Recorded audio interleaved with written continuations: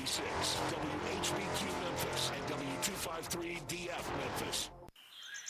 It's time to get up and get your day started. It's Sports56 mornings with Greg Gaston and Eli Savoy on Sports 56 and 98.5 FM. Now, here are your hosts, Greg and Eli.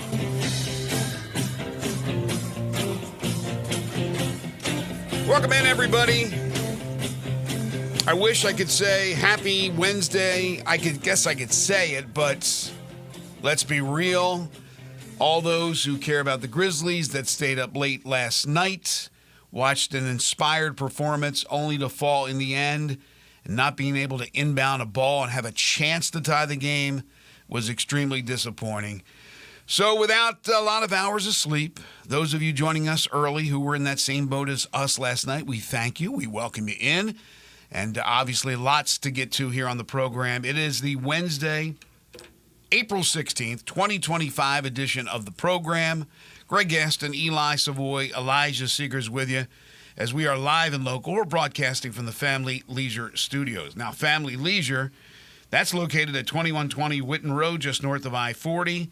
Pool time right around the corner. We're getting close. If you have any issues with your pool, you want to get in line for pool installation, you need all kinds of accessories, Family Leisure, the place for you at 2120 Whitten Road, just north of I-40.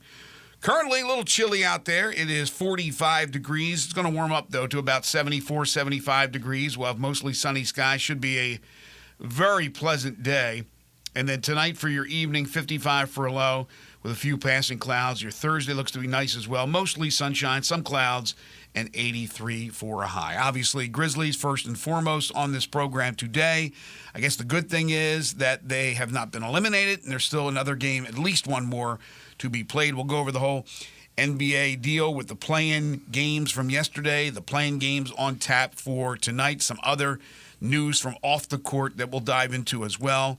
We got the latest with college basketball and transfers left and right. College football, the transfer window opens up today. The portal, I should say, opens up today. So we'll give you the latest as far as that is concerned. Blake Topmeyer will join us at 8:25, the senior national college football columnist for USA Today Network, on the Nico situation, on the House settlement, which hasn't been settled yet, and all things college football. We'll talk to our friend Dennis O'Connor at 9:05 as he'll give you all the details you need to know to scoop up some tickets to be there for Friday's game as the Grizzlies will try to move into the playoffs. They get one more chance. They'll play the winner of tonight's game between Dallas and Sacramento. And then at 9:25, all things Memphis Tigers basketball with Parth Upadhyay from the Daily Memphian. The latest on the portal, where we stand as things close in on a number of dates that are very, very important as far as players, whether they're going to go in the portal, whether they're going to opt to go and look in the NBA and test the waters. There's just a lot going on as far as that is concerned. We'll take your calls and texts on the Sissy's Log Cabin listener lines at 901-360-8255. That's your lineup for today as we welcome you in. Happy hump day to you. Man, oh man, Eli, it was, you know me, I'm not into moral victories. I am not at all, but I thought the Grizzlies played a hell of a game. They get down 20. I'm thinking, wave the white flag, it's over. They battle back. Ja goes down, comes back a la Willis Reed. Really good performances individually from just about everybody. And then it's not a play that I can necessarily say cost them because we don't know what would have happened. But you can't make a simple inbounds pass. And that's how it ends. The Warriors get the win at home, 121-116. The Grizzlies move into the game on Friday. As I mentioned, we'll talk more about that in a second. But the Warriors get the 7 seed. They'll take on the number 2 seed Rockets. And really it came down to turnovers with 19 turnovers. Count them, 19 for the Grizzlies. Yeah, they're man, it was that's a tough one to swallow. I mean, you give the Warriors and their 2 big stars a lot of credit, and obviously Steph Curry. In those final minutes, made big shots, which is what he does. You give him looks, he's going to bury them, and you certainly can't put him at the free throw line because you know he's going to hit those. He made plays with the 2 huge threes. But yeah, the inbounds play, I don't know. I don't understand. Like it's a pretty basic thing. Like I just thought I talked about this when Duke couldn't get the ball in against Houston, and I just don't understand an inability to get the ball inbounds. And I think I've watched that inbounds play now like 100 times. I don't get.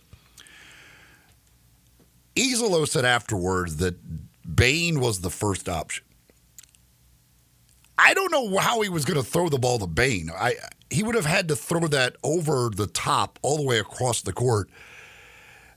And Iserlohn says there was a moment there where Butler, basically there was a time he could have gotten it. I mean, I don't know that he could have thrown that ball all the way across the court and not been intercepted by Jimmy Butler at any point.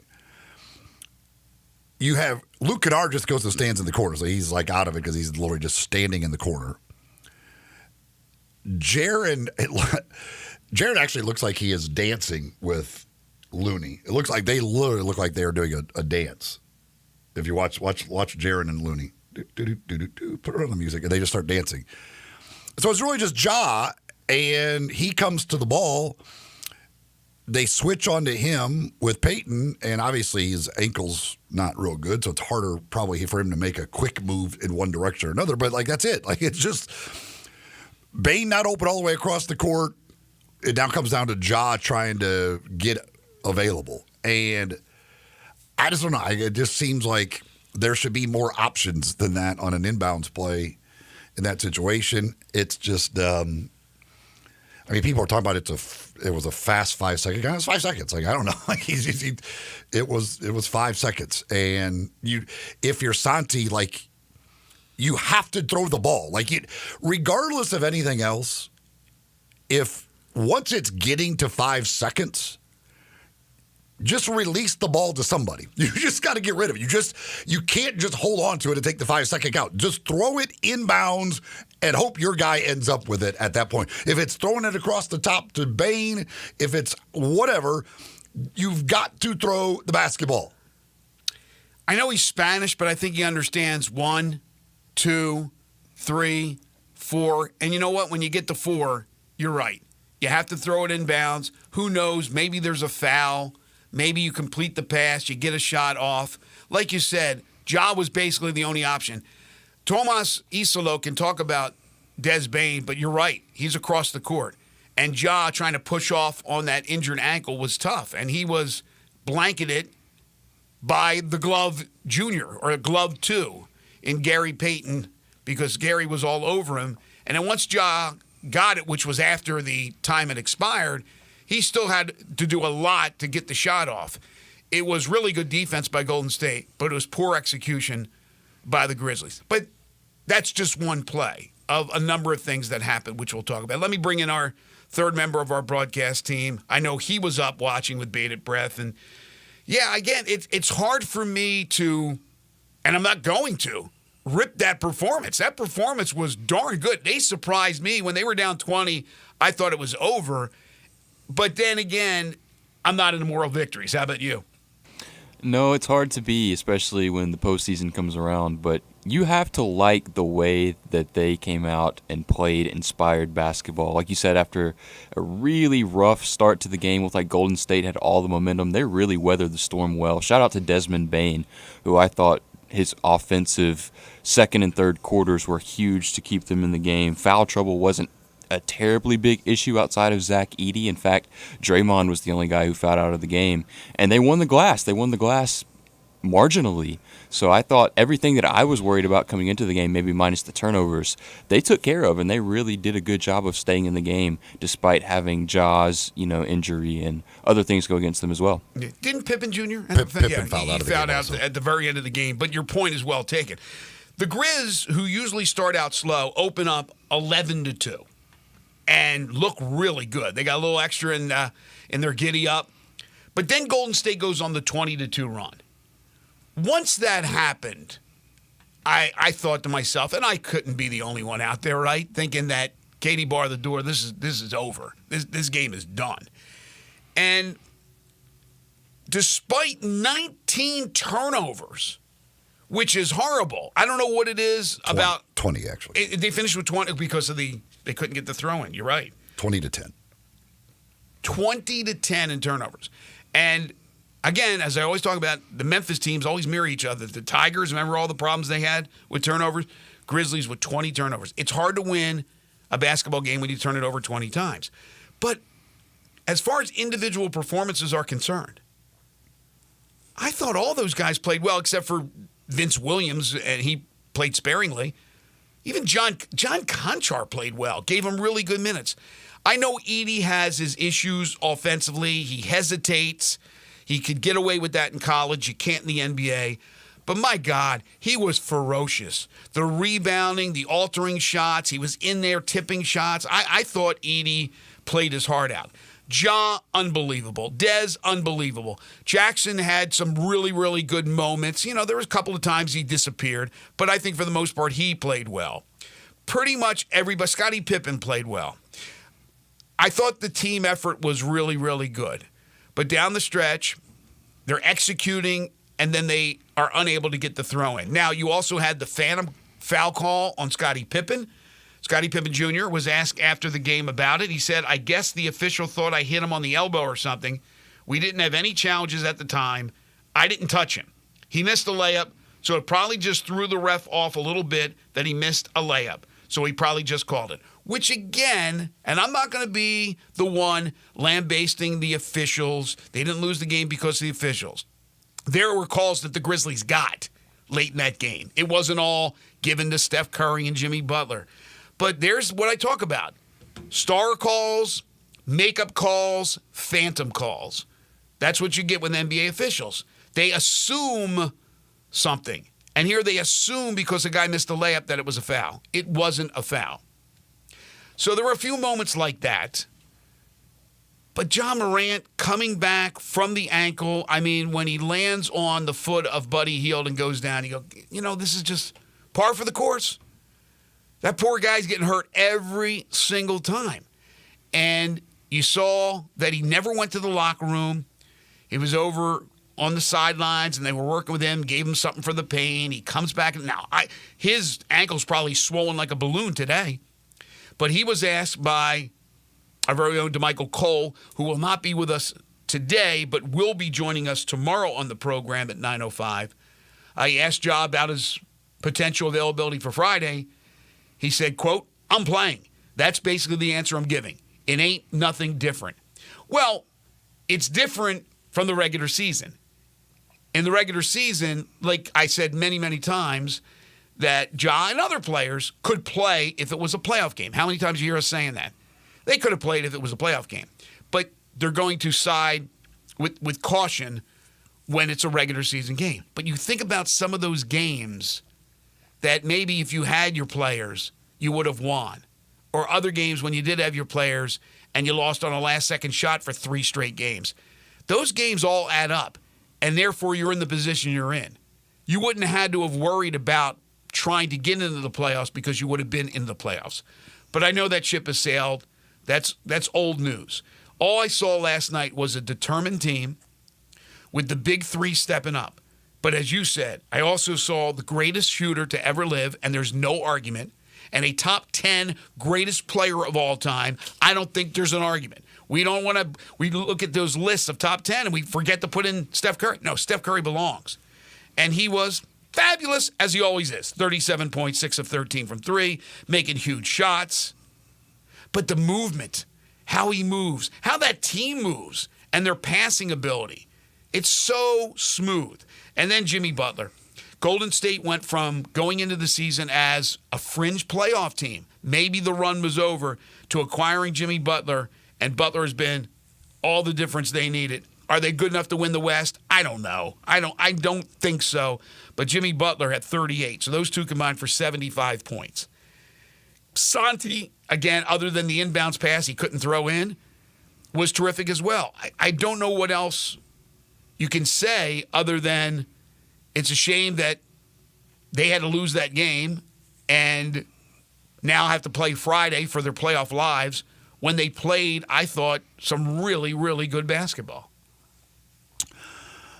Well, first of all, look, Bain was awesome. Again, talked about it. He hasn't had the greatest of years, been inconsistent, up and down, all that stuff. But he is one of those guys that when it gets ratcheted up in the postseason, he generally comes to play, and he was absolutely awesome. Mm-hmm. And it makes sense that he was the first option, as Esau said on the inbounds pass.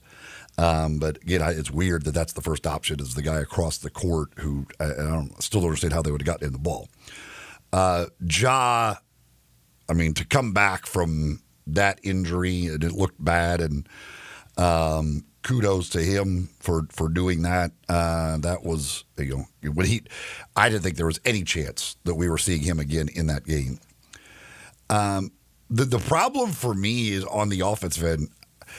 Yes, Edey rebounded the basketball. That Edey was awful offensively, absolutely awful. He's 6 inches taller, basically, than anybody they have on the floor, and he can't score on them. And when they run the double team at him, he can't even pass out of the double team. Mm-hmm. It's like everything's moving too fast for him, and he just can't. He doesn't know what. At some point, you realize, hey, as soon as I touch it, they're gonna run a double team at me. So I just hold the ball up high, like the big brother would, so the little kid can't get it, and find the open guy. Because again, there's 2 now guarding you. But he brings it down, lets them strip it away from him or whatever. I mean, they weren't able to take advantage of their size advantage on the offensive end. Because if you're going to have that, on the defensive end, you got issues because Zach Edey's going to have to be guarding somebody that he's going to be very uncomfortable trying to guard because they can pull him out on the perimeter, and it's going to be a bad situation. And a lot of times defensively when he's out there, you got him and Jaren both out there basically trying to guard guards in a lot of situations. One of them's going to have to guard a guard basically. So you have to exploit that, and you need to kill them on the offensive end because of it. And Edey can't score at all on the offensive end. He can't do anything out of it. And Jaren, who's been really good against Golden State this year, was in the regular season. He was 2 for 6 from 2-point range. They couldn't get him in a situation where he could exploit his matchup and get inside or off the dribble with his little left-handed floaters and hooks and those types of things. So. How much credit do you give the Warriors defensively, though? That scheme. I give him credit, but again, Zach Edey's 7'4". You can't pass out of a double team I agree with that. I was talking about Jackson. Awful on the offensive end last I was talking about Jackson, who has offensive skills, but I thought Jackson hit some threes and still ended up with 18 points. But Edey was +6. Edey was +6, and he played 33 minutes. Jackson played 39 minutes. He was -7. Again, if you're into the plus-minus things. But your point's well taken. Edey is a rookie playing in his first playoff game. He does hold the ball too long. He absolutely does. You can get away with it in college because you're a monster. And the talent you're going up against, some is strong, but most of it is average. Now you're going up against the best players in the world. So they double team him, they strip it, they make it hard. He's got to be able to pass. You're absolutely right with that. But I give him a little bit of a pass because he's a rook, and he goes in there, and he still gets you 17 rebounds. I'm surprised he didn't block one shot. He had 17 rebounds. In fact, the Grizzlies only blocked one shot total. But let's crunch these numbers because, again, I thought individually everybody played well. 20 turnovers, though, and it was equal opportunity. Moran had 5. Edey had 4. Jackson had 4. Jackson doesn't even have the ball that much and had 4 turnovers. No, let me correct myself. He had 3. Edey 4, Morant 5, Bain 2, Pippen only 1 turnover. Getting the start, by the way, which was a little surprising to me. 34 minutes, had 1 turnover. And everybody on the bench, off the bench that played, 4 guys, everybody other than Conchar. So everybody on the team that played other than Conchar had at least a turnover. I think the turnovers, and Ja, had some lackadaisical passes. That's what cost him. Because you look at the three-point shooting. Grizzlies were 12 of 26 for 46%, very respectable. And despite Curry hitting 6, they were 15 of 43. Golden State, which is 35%. Sure, they had 3 more threes. That's not a big difference maker. We talked yesterday about the offensive rebounds. Memphis ends up with 16. Is that right? Yeah, 16 offensive rebounds. And Golden State ends up with 13 offensive rebounds. So Memphis has the advantage there. Again, I think the difference in this game, and sure, that last play was inexcusable to not inbound the pass. But to me, it was the turnovers. And some early turnovers that all add up in the end, because if you turn it over, that's a possession that you've given away. That's a shot attempt that you don't attempt. Or a shot you don't attempt. So I think that's the difference. Now, look, you play like that. I don't think there's going to be any issues Friday in winning that game. It's going to be a late tip. Was it 8:30 scheduled tip? Mm-hmm. And Dennis O'Connor, as I said earlier, who is the vice president of ticket sales and services for the Grizzlies, he's going to join us because tickets will go on sale, I think, at noon today and give us all the details. But you're going to play the winner of the Dallas-Sacramento game tonight. And I know each team poses a different set of problems and issues and challenges. Maybe not problems, but challenges. But the Grizzlies play like that, they're winning. The problem is they're the 8th seed. They draw Oklahoma City. And again, some of those games that they let get away, let slip away, or maybe didn't play one of their stars because they were holding them out, just a cautionary tale, they ended up being in the position they're in. Which some of that, to me, a lot of it, falls on management. But again, I'm not here to lambaste them today. I'm here to praise a team that played incredibly well.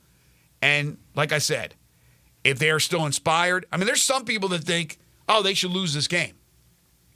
Who cares? You're going to get to the playoffs and get toasted by Oklahoma City, whereas if you lose, you have a trade that you made with the Nets, with Marcus Smart, then you have a first-round pick that is lottery protected. You would have that pick, and who knows, maybe you would get incredibly lucky in the draft. I'm not of that ilk. I never have been. I want them to go out there and win, and then I want them to go out there and put their best foot down, great effort against Oklahoma City. They're not beating Oklahoma City, but they certainly could battle them and make it interesting. But first things first is Friday. And if you go out there Friday and play any less than you did last night, then that's going to be something that we are going to harp on and jump all over on Monday. I don't think it's going to happen.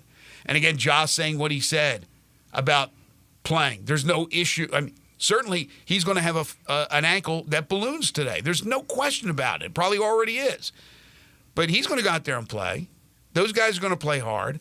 And again, I'm not into moral victories. It sounds like I am, and I'm one that usually rips apart this team. But I was pleasantly surprised at how well they played, especially when they fell behind 20. So it's hard for me to just crush them today. The last play I can crush, not getting that ball in bounds. But other than that, individually, I thought they played pretty darn well. The two play, I mean, Curry is the one play is just, I mean, it's they run a lot of great sets. Mm-hmm. They're always moving.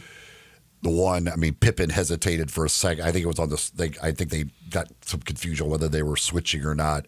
And you hesitate for like half a second with Curry, and you're lost. Like, it's just because then he goes off of another screen, and then he gets the wide open one. I mean, the other one, he like ball fakes like 3 different times. Pippen jumps by him one direction. Pippen jumps by him the other direction. And you're thinking, like, you don't hit that shot now. Nope, yeah, he hits that shot. He pulls the trigger so quickly. I mean, then they've got Quentin Post coming in, going 3 for 4 from 3-point range. It's like, seriously, it's bad enough with the other guys. We don't need Quentin Post hitting 3 threes on us in this game. Be honest, did you know a lot about Quentin Post when he went to the NBA? No. Nor did I. Okay, so I look it up. He was with Mississippi State, and he never played or hardly played. 7-footer, foreign guy. First of all, that he's foreign surprised me. Just Quentin Post. I don't know. I thought he's from like Iowa.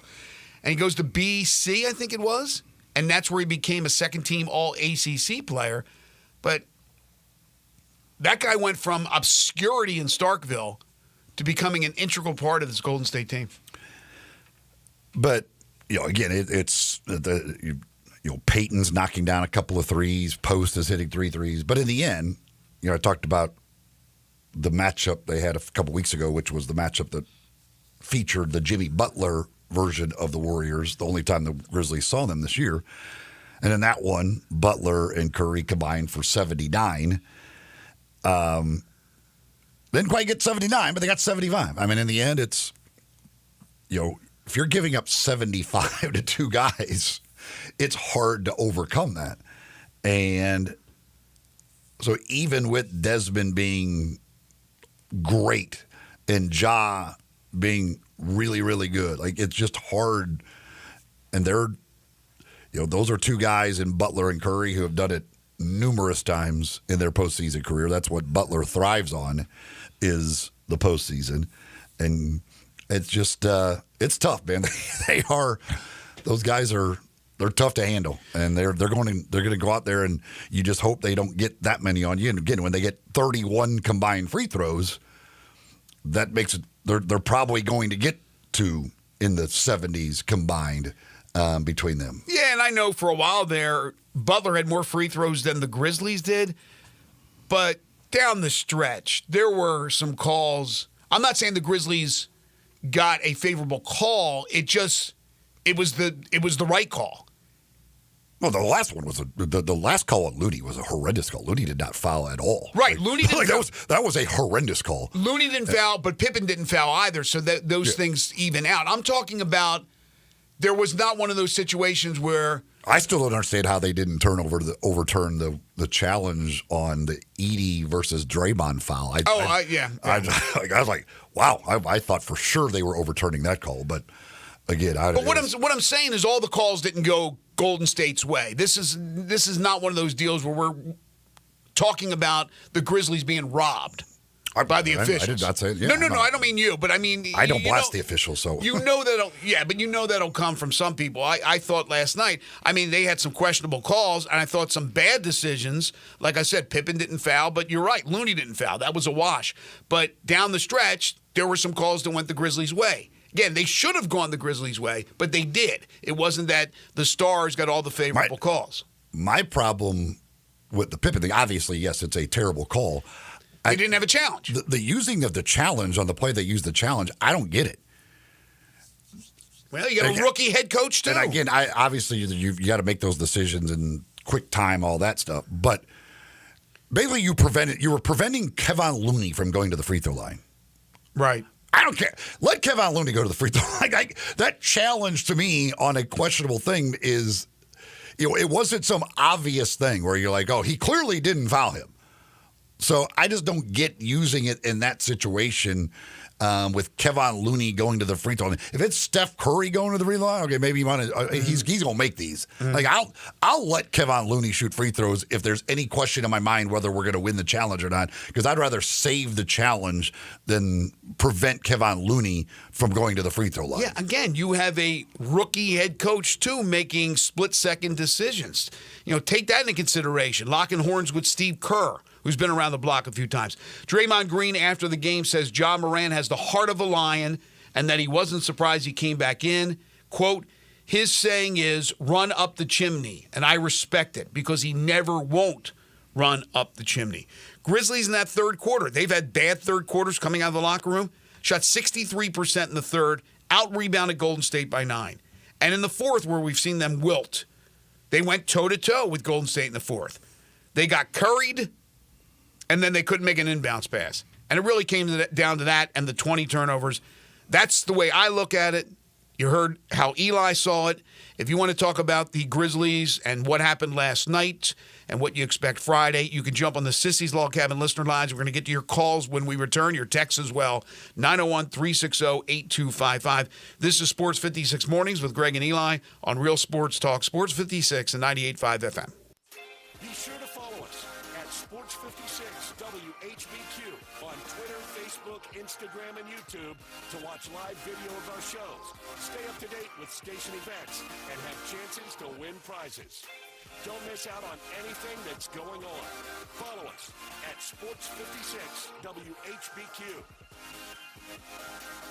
Hi, I'm Finley Lavin, defender for University of Memphis Women's Soccer. Southern Security offers the latest in technology with our personal teller machines. Our PTMs allow you to speak in real time with a Southern Security team member. The experience and service you trust and know, delivered at your convenience. To locate a PTM near you, visit us online at southernsecurity.org or call 901-452-7900. Southern Security is a proud supporter of the University of Memphis Athletics and 901 Women. Federally insured by NCUA. I'm Gary York. I'm the service director of Lexus in Memphis. Our service department wants to be more than just a place where you get your oil changed. We do glass repair, windshield replacement, recalibration of your camera and sonar systems, even wheel repair, tire replacement, all the things you would expect from a luxury automotive dealer. Please check out our website. You can schedule your appointment, check out our specials, hours of operation, or if you'd like to do it in person, please reach out to one of our associates at 901-271-5199. It is too. I am not disagreeing with you. I'm just saying that April is just one of the great months to sit outside at Central Barbecue. I didn't say there weren't other great months to sit outside at Central Barbecue locations. And there are a lot of them, and they all have outdoor seating. I don't think you had to interrupt me for that. What I'm saying is April is particularly great because it's the first month where we can sit outside in Memphis. In South Haven? Stop interrupting me. I was going to say South Haven. No, you weren't. You always forget about South Haven. I resent that. Hey, I produce these. You want me to back the tape up? No. It's still the best month to sit outside at Central Barbecue. They're taking care of beerness in Memphis right on the river with Grind City Brewing and all of their great products. Look, this was a dream come true for a father and son duo. And if you have not been to that brewery right on the river, just to the north of downtown, you're really missing something special. And now you can't miss their products. Wherever you go, you see a brand new label. It's clean, it's beautiful, it's distinctive. You'll know Grind City Brewing, and of course you know their products like Poppy's Pills, that great Pilsner, or Tiger Tail, that very creative craft malt liquor. There's the new Thaddeus Amber Lager. That is absolutely a great light beer. There's the India Pale called God Hopper. It's outstanding. And then there's the Belga, the Belgian-style wheat ale. They keep bringing hits at Grind City Brewing.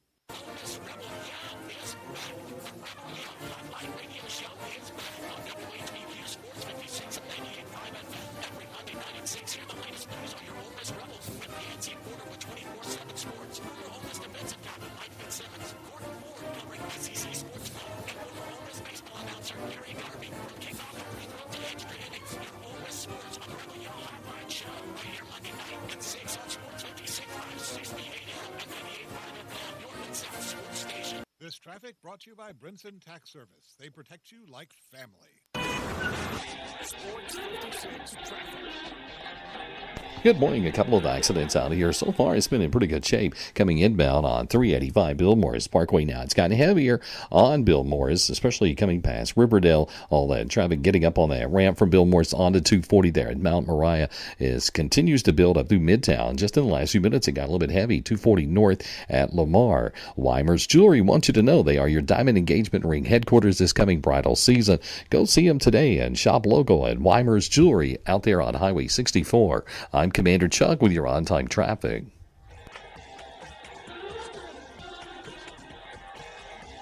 Now back to Sports 56 Morning.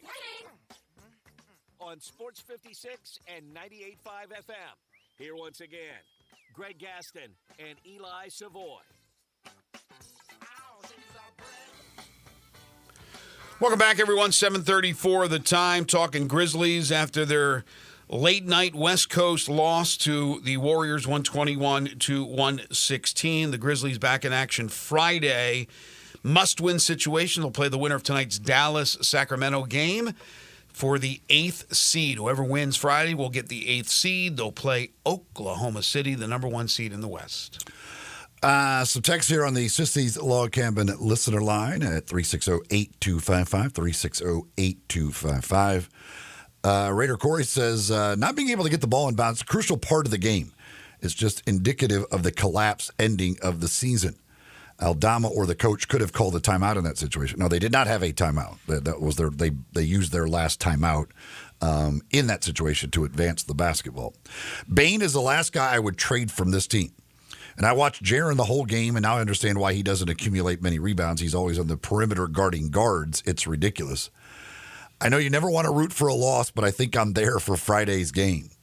He then texts back in and says, really, I don't literally mean I hope they lose Friday, but just got emotional as I was typing. Well, don't you think it'll be one of those deals where, okay, Grizzlies fans, true Grizzlies fans, want them to win, but if they lose, it won't be the end of the world because maybe they'll get really, really lucky in the draft lottery. Right? Well, it's not even get lucky in the draft lottery, just you'll have a first-round pick. No, I'm saying like get really, really lucky where you're 0.5% chance or something and you get Cooper Flag. Again, if you're hoping for that, well, then that's you. But just the idea of whether you have a first-round pick or not. I mean, I'd rather have the first-round pick than get swept. Some people say, I'd rather just have the first-round pick than get swept by Oklahoma City and not have it. Well, yes and no, but again, that's the last thing I'm thinking of is another young player on this team.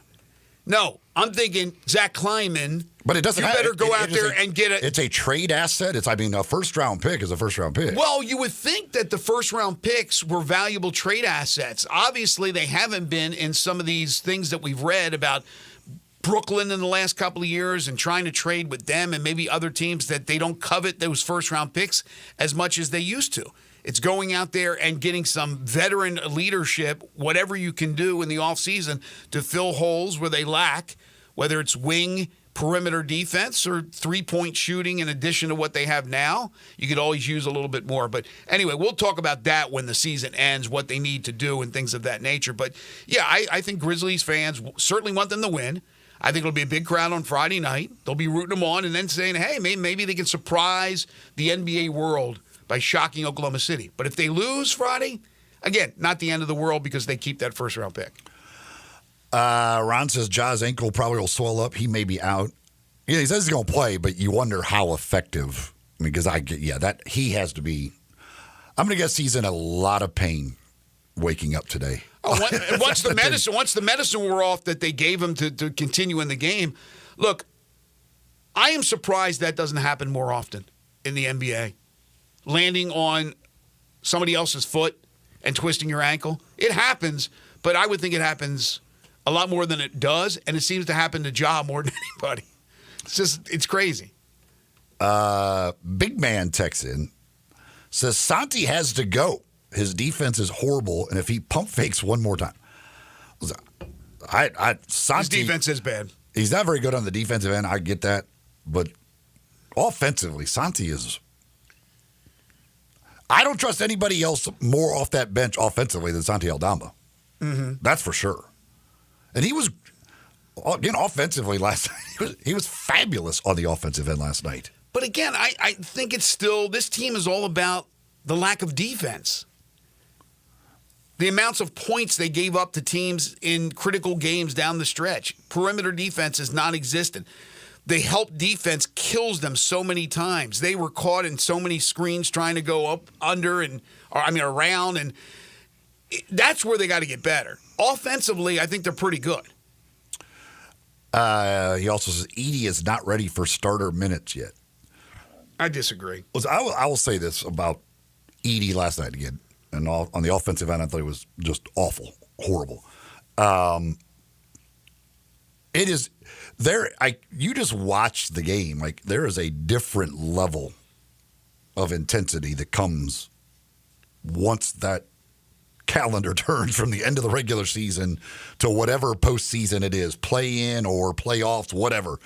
Like it's just a different level. And I for a rookie in the first game, a first postseason game, I think, again, I think there are times it was just all happening too fast for him because it's like, boy, they didn't come at me like this in the regular season. There's just, and especially when you're playing a team like the Warriors who've been there, done that, all of that, like, I think his head was spinning at times when he got the basketball and had no idea what to do with it. Yes, he's going to get better and better and better, but 17 rebounds is 17 rebounds. You needed somebody to get the boards and prevent Golden State from having second and third chance opportunities. I thought he did a lot of positive things. I got a text, how many ankle injuries can a team have in 1 year? We have to lead the league in this category. It just seems odd that we've had at least 4 players this year that have missed games because of ankles. But I go back to what I just said. I'm surprised there's not more ankle injuries in the NBA. Arthur says, I think they expect to win Friday. I seriously doubt Ja plays. Maybe available, but saving him for the series. Not sure they can even win one game against Oklahoma City without him. Well, I'm not sure they can win one game against Oklahoma City with Ja. I don't know. Have you seen Oklahoma City and what they do to the Grizzlies? With Ja, I don't think. There is no saving at this point.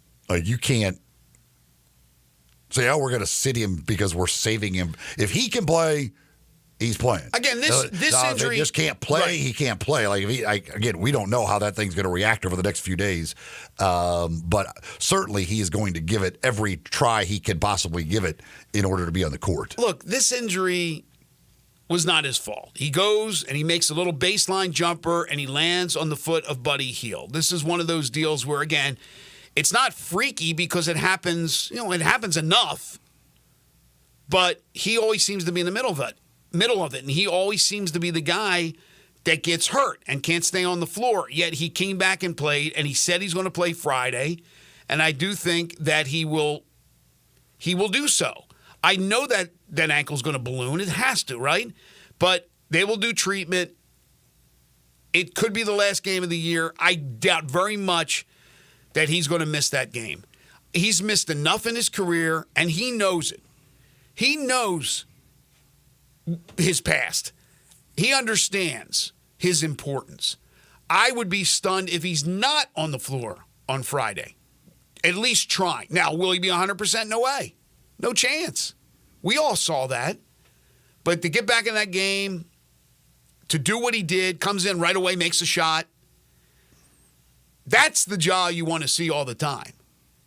It's unfortunate, though, that he is just injury prone. And they talked about it on the broadcast. A guy who's going to throw his body around like that. But that was just a simple baseline jumper.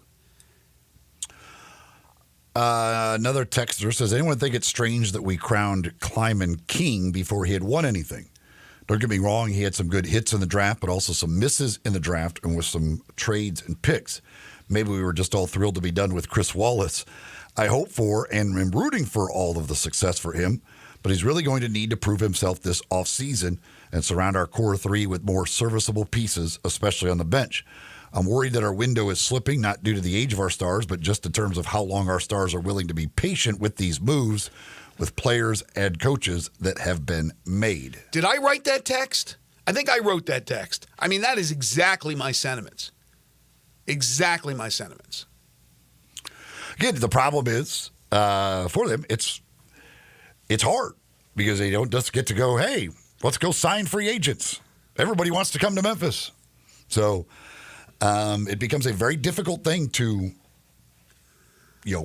build around that group. And with significant additions, you got to hope to get a little lucky somewhere or something like that. And so the trades are the way they're going to have to do it.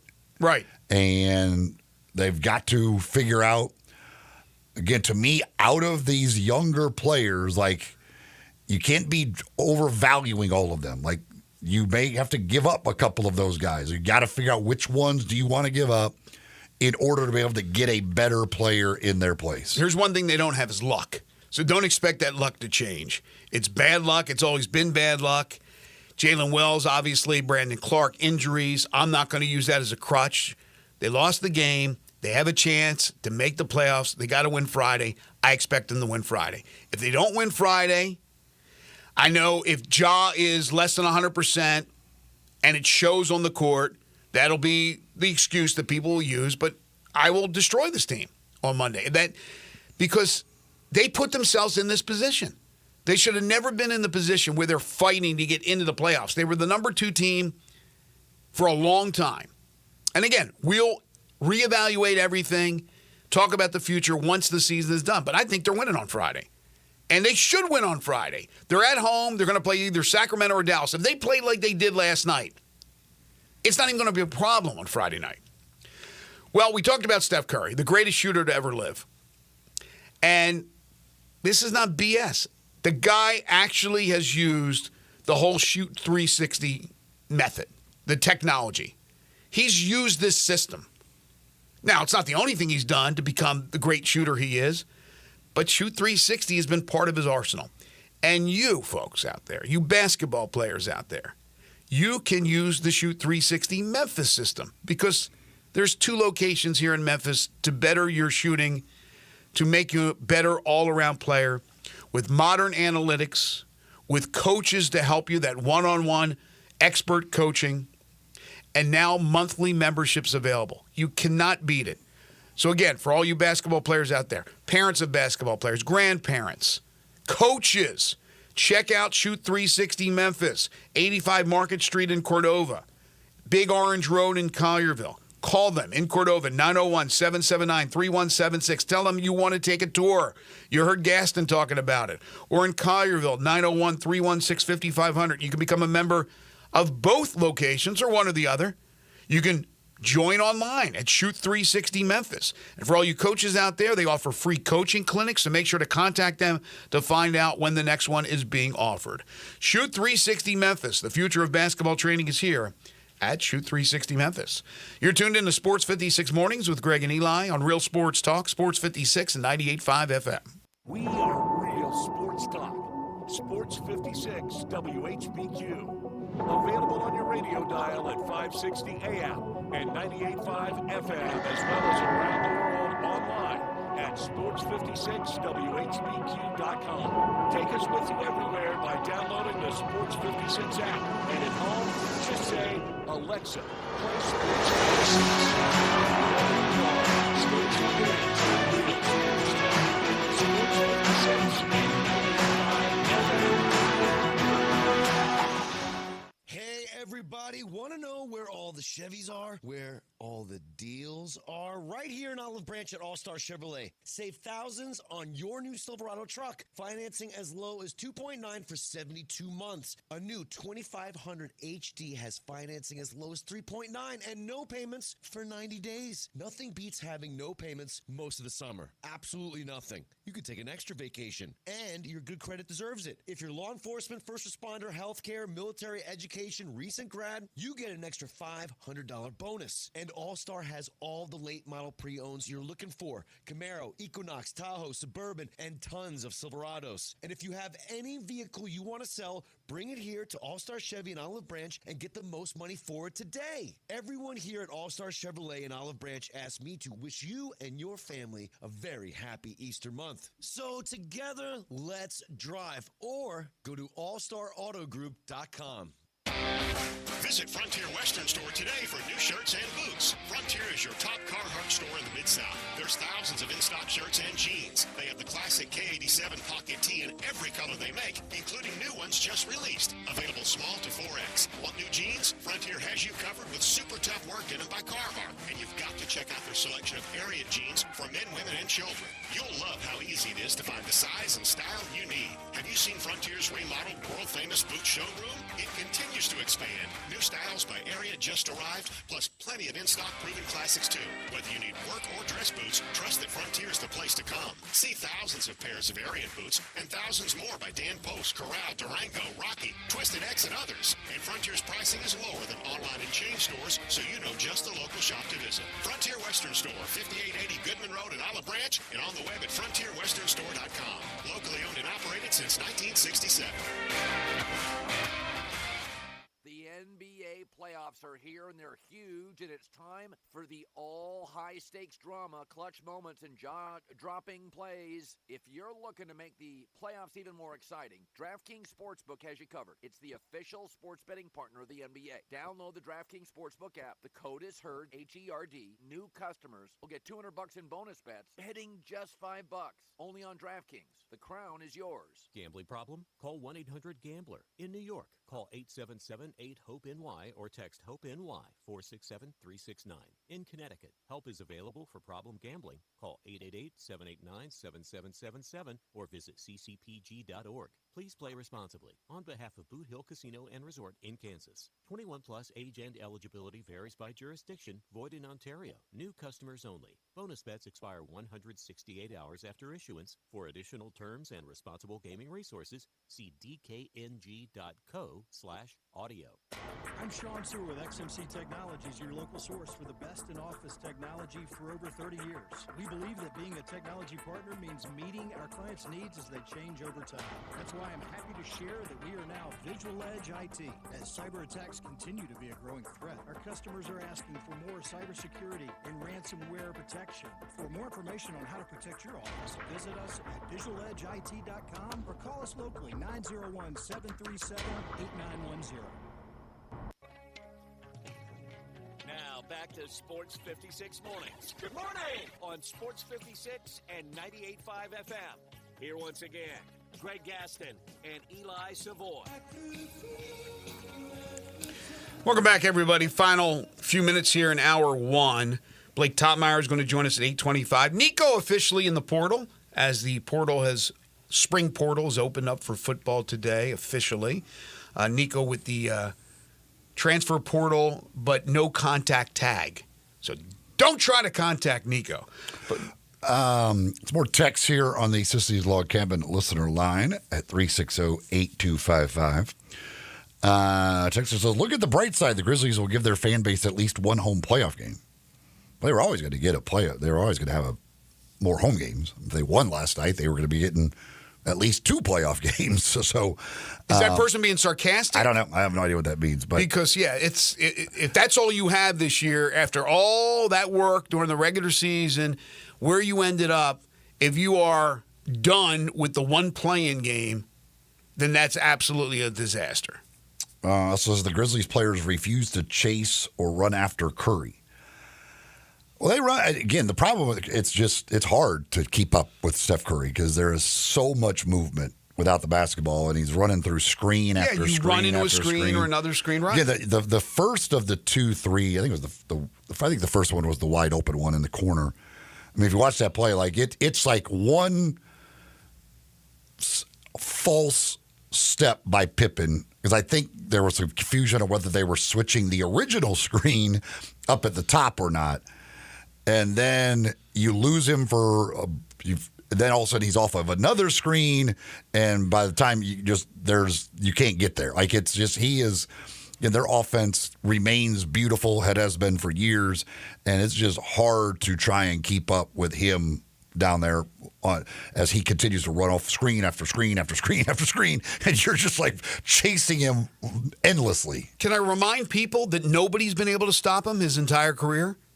He's the greatest. This is not hyperbole. He's the greatest shooter ever. And are you surprised that Steph Curry's making shots? You knew that was going to happen. Come on.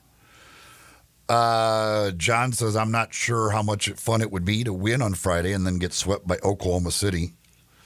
No, yeah, I get like the Oklahoma City series will not be fun. I just can't imagine it being fun at all. However, you want to be in the playoffs.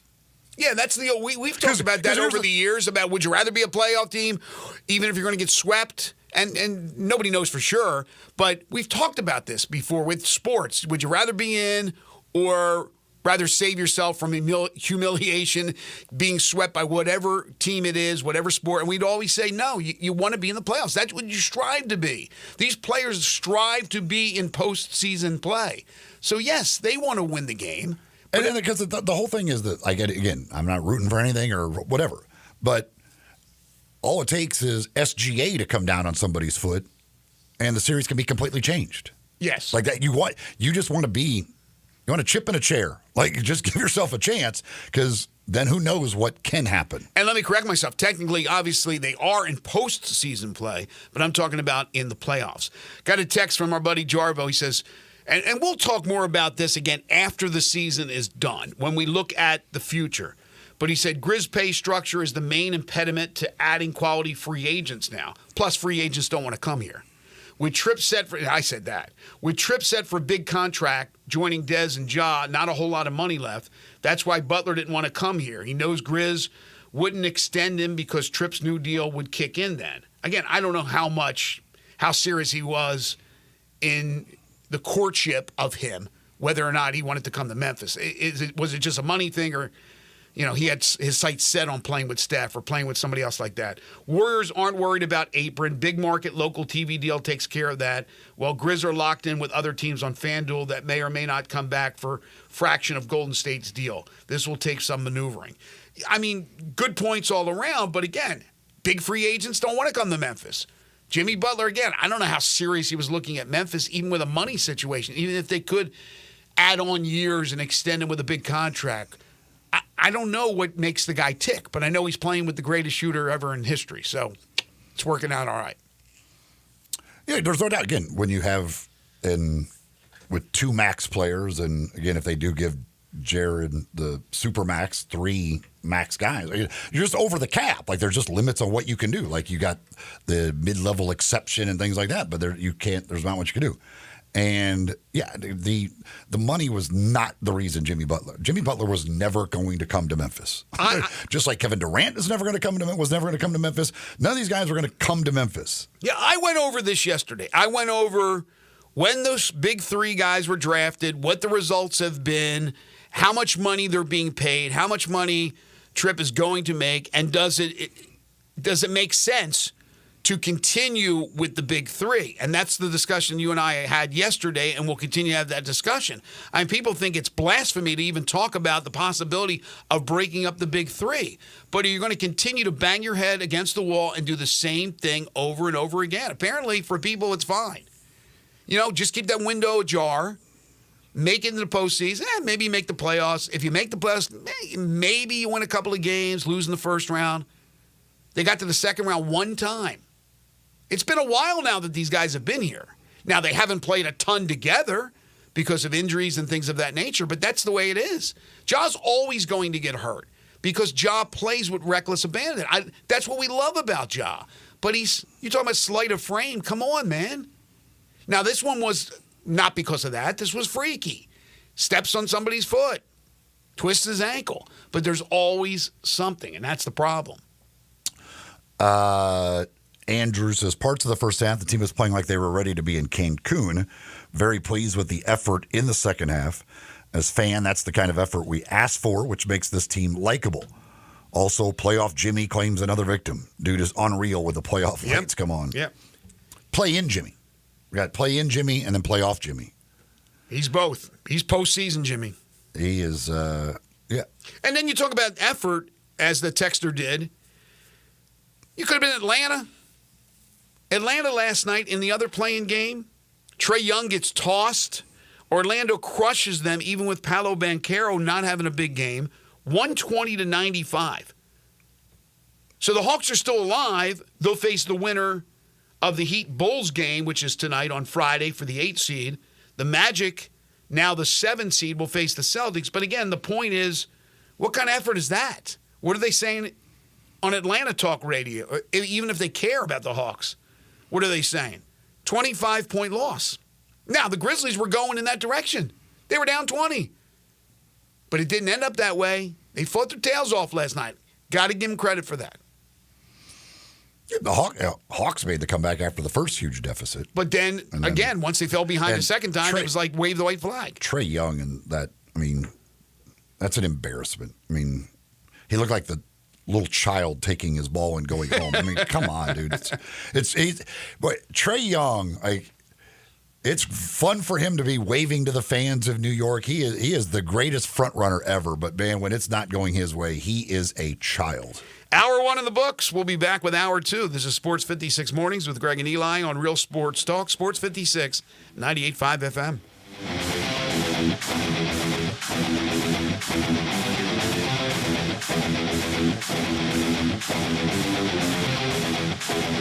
Auction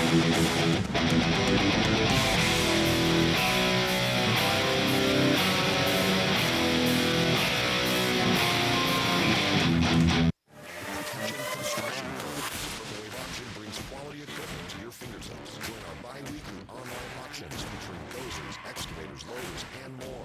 We provide detailed business photos and seller contact info. Inspect online or in person. With our no reserve policy, every item sells to the highest bidder. Visit purplewave.com today and see why informed builders choose Purple Wave. Transparent processes, real deals, your next great purchase waits.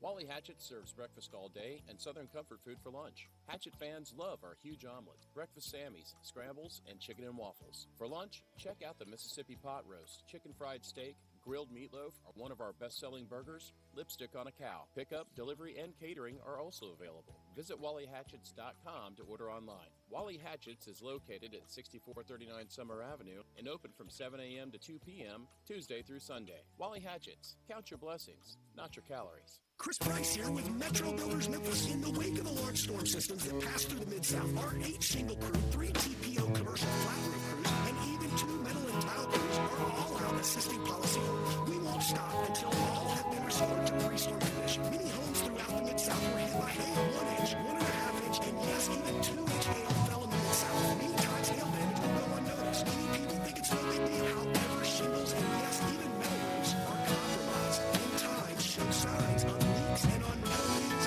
rust due to breaking the coating, which in turn ends up leaking. If you had hail and high winds, look up, or better yet, have us come look for you. Water left on the tube will turn into health issues in the whole of the business. Our staff will perform inspections free. That's right, free. Inspections of all the roof, attic, and interior to ensure that no shingle, panel, or insulation go unturned. Call Metro Builders now. Call us. 375-1717. That's 375-1717. Or check us out online at metrobuildersmemphis.com. I'm Gary York. I'm the service director of Lexus in Memphis. Our service department wants to be more than just a place where you get your oil changed. We do glass repair, windshield replacement, recalibration of your camera and sonar systems, even wheel repair, tire replacement, all the things you would expect from a luxury automotive dealer. Please check out our website. You can schedule your appointment, check out our specials, hours of operation, or if you'd like to do it in person, please reach out to one of our associates at 901-271-5199. Each and every Sunday morning at 11 to join Ottawa Presbyterian Church for worship. Ottawa CPC downtown Memphis. This traffic report on Sports 56 is brought to you by Palo Windows and Doors of Memphis and the Mid-South Palo Windows. The standard is affordable luxury. Sports 56 traffic. Good morning. Starting to pick up with more volume as we check it out live again. 40 west from Germantown Parkway all the way down to Sycamore View Road. Now it's gotten a little bit heavier trying to get up through South Haven right now. Right on schedule, actually, coming up from DeSoto County on 55 northbound, working your way up through South Memphis. Weimer's Jewelry is your diamond engagement ring headquarters this coming bridal season. Bridal season is just around the corner, so go see them today and shop early and save at Weimer's Jewelry on Highway 64. I'm Commander Chuck with your on-time traffic.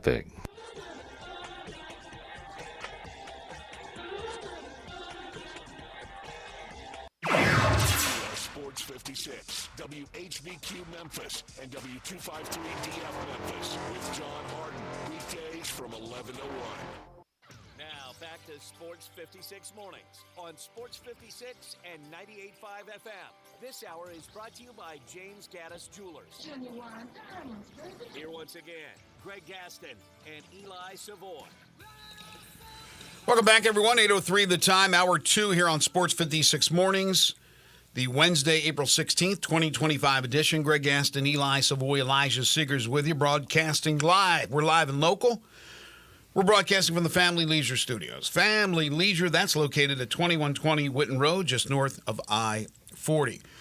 Currently, the temperature is starting to warm up a bit, but still on the chilly side at 50 degrees, but it's going to warm up to 74, maybe 75 today. Sunshine.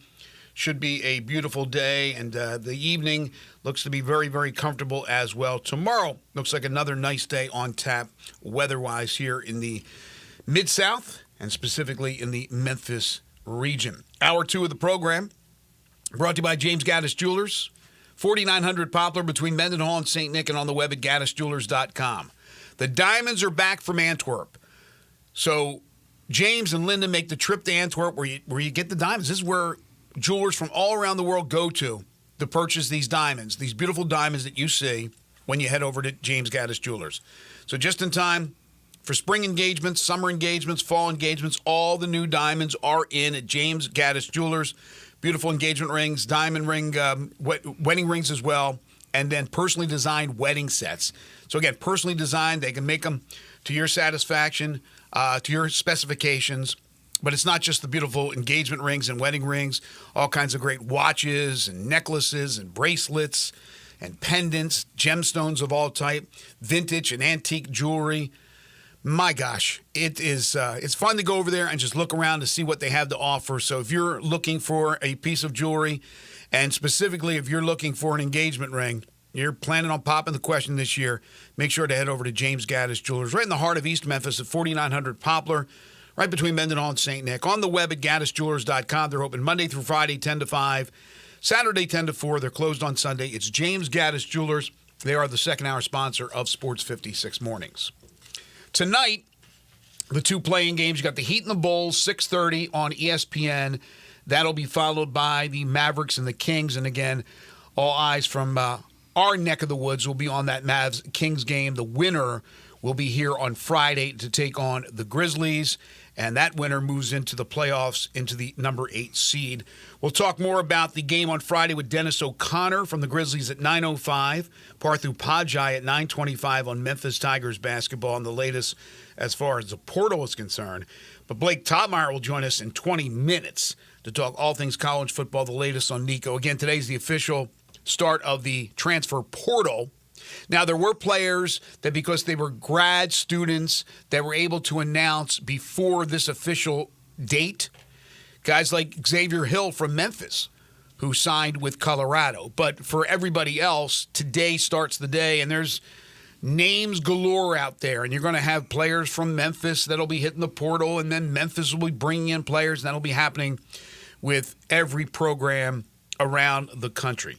I did want to mention this real quick, Eli. I'm sure you saw the news, and sad news, but he lived a pretty good, fruitful life. Wink Martindale, dead at the age of 91, a guy who's synonymous with the game shows and many that he was the host of, but also synonymous with this place that we work at, WHBQ. He went to Memphis State and was DJing at WHBQ and had one of the first sit-down interviews with Elvis Presley. But what a life, what a career. Wink Martindale, again, sad news, passing away at the age of 91.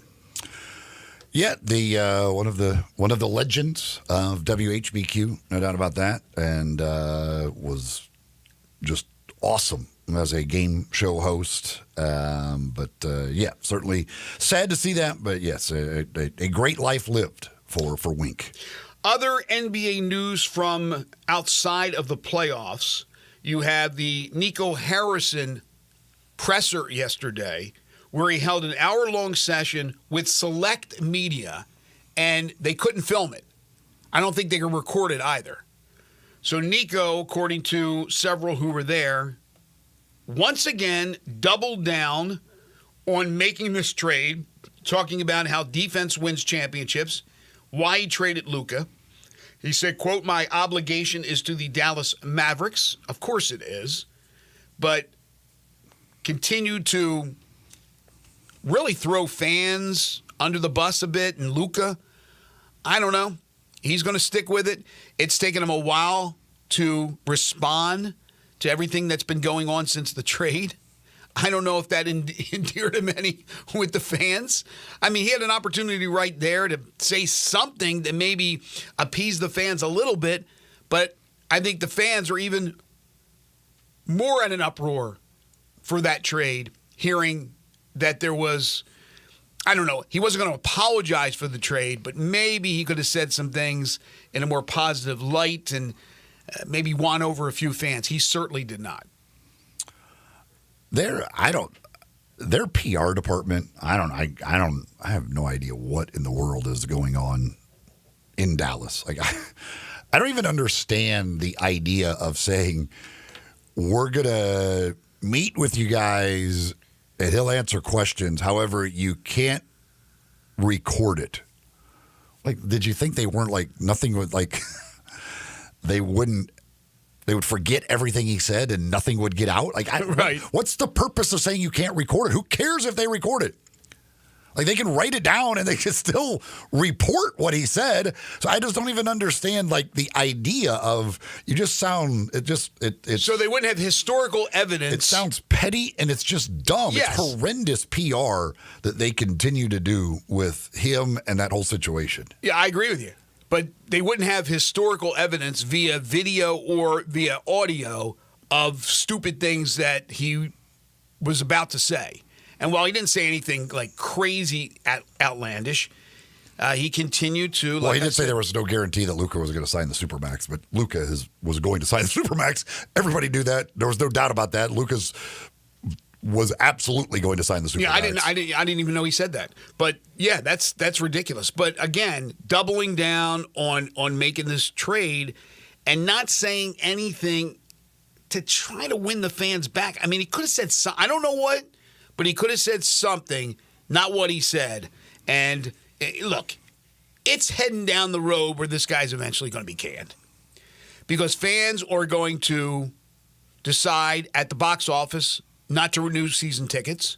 Some will, some won't. And they may get hurt attendance-wise. And it falls on that guy's shoulders. And sometimes you're just going to have to make that change. It looks like the move has been made, right, with New Orleans and Joe Dumars. Is it official now?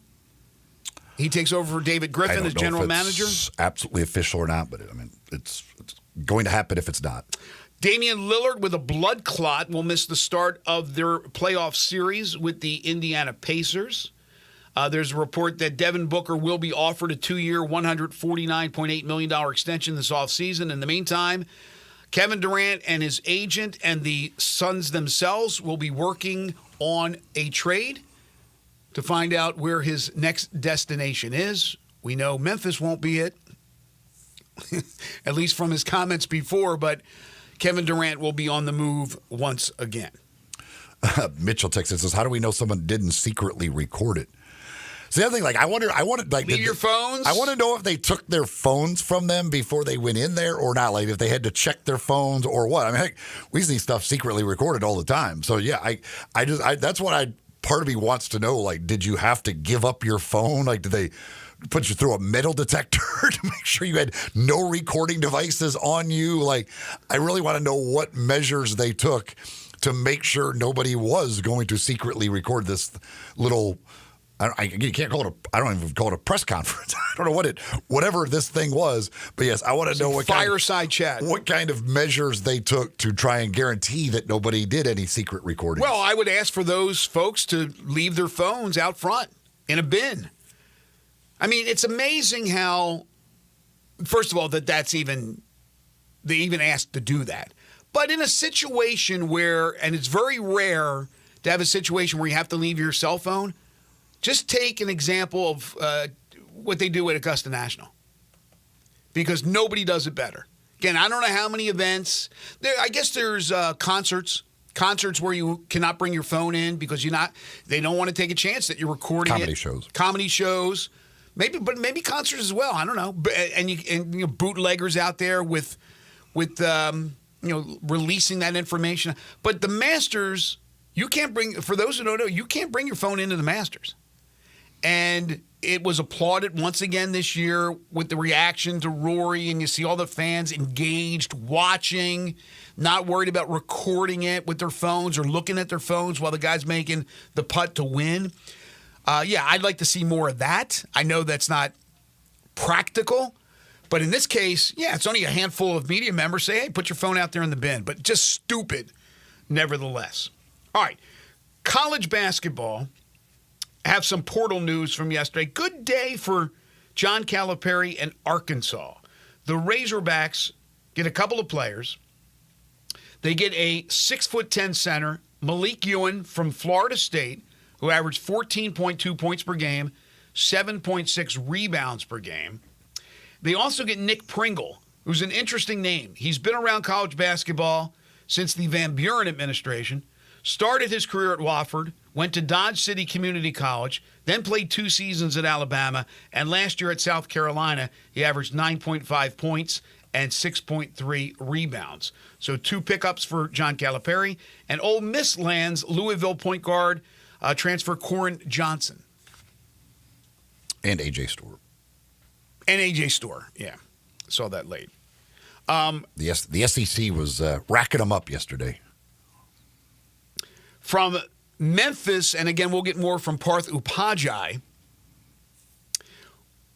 Nothing new to report as far as signing players, but Ohio State transfer Aaron Bradshaw, according to reports, planning to visit Memphis. He's a former 5-star recruit. So there we go. Again, we'll get more on that from Parth when he joins us. Oh, as I mentioned with football, the portal officially opening today, and I talked about Nico with the no contact. Tulane, they made some contact yesterday. Tulane said, nah, we're not interested.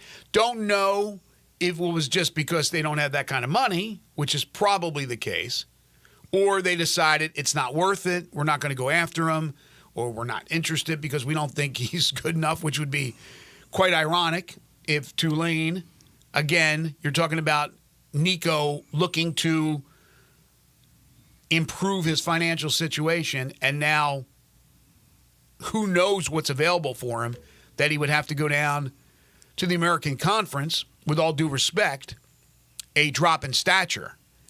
And now the only name out there that's even associated remotely with him is UCLA. Will the price drop for Nico? With the way this is all played out, and especially now going in there with the do not contact tag, I would believe that Nico already has a deal done somewhere. You think so?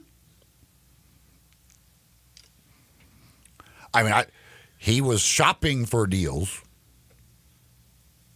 then decided that he wasn't going to show up to practice for Tennessee,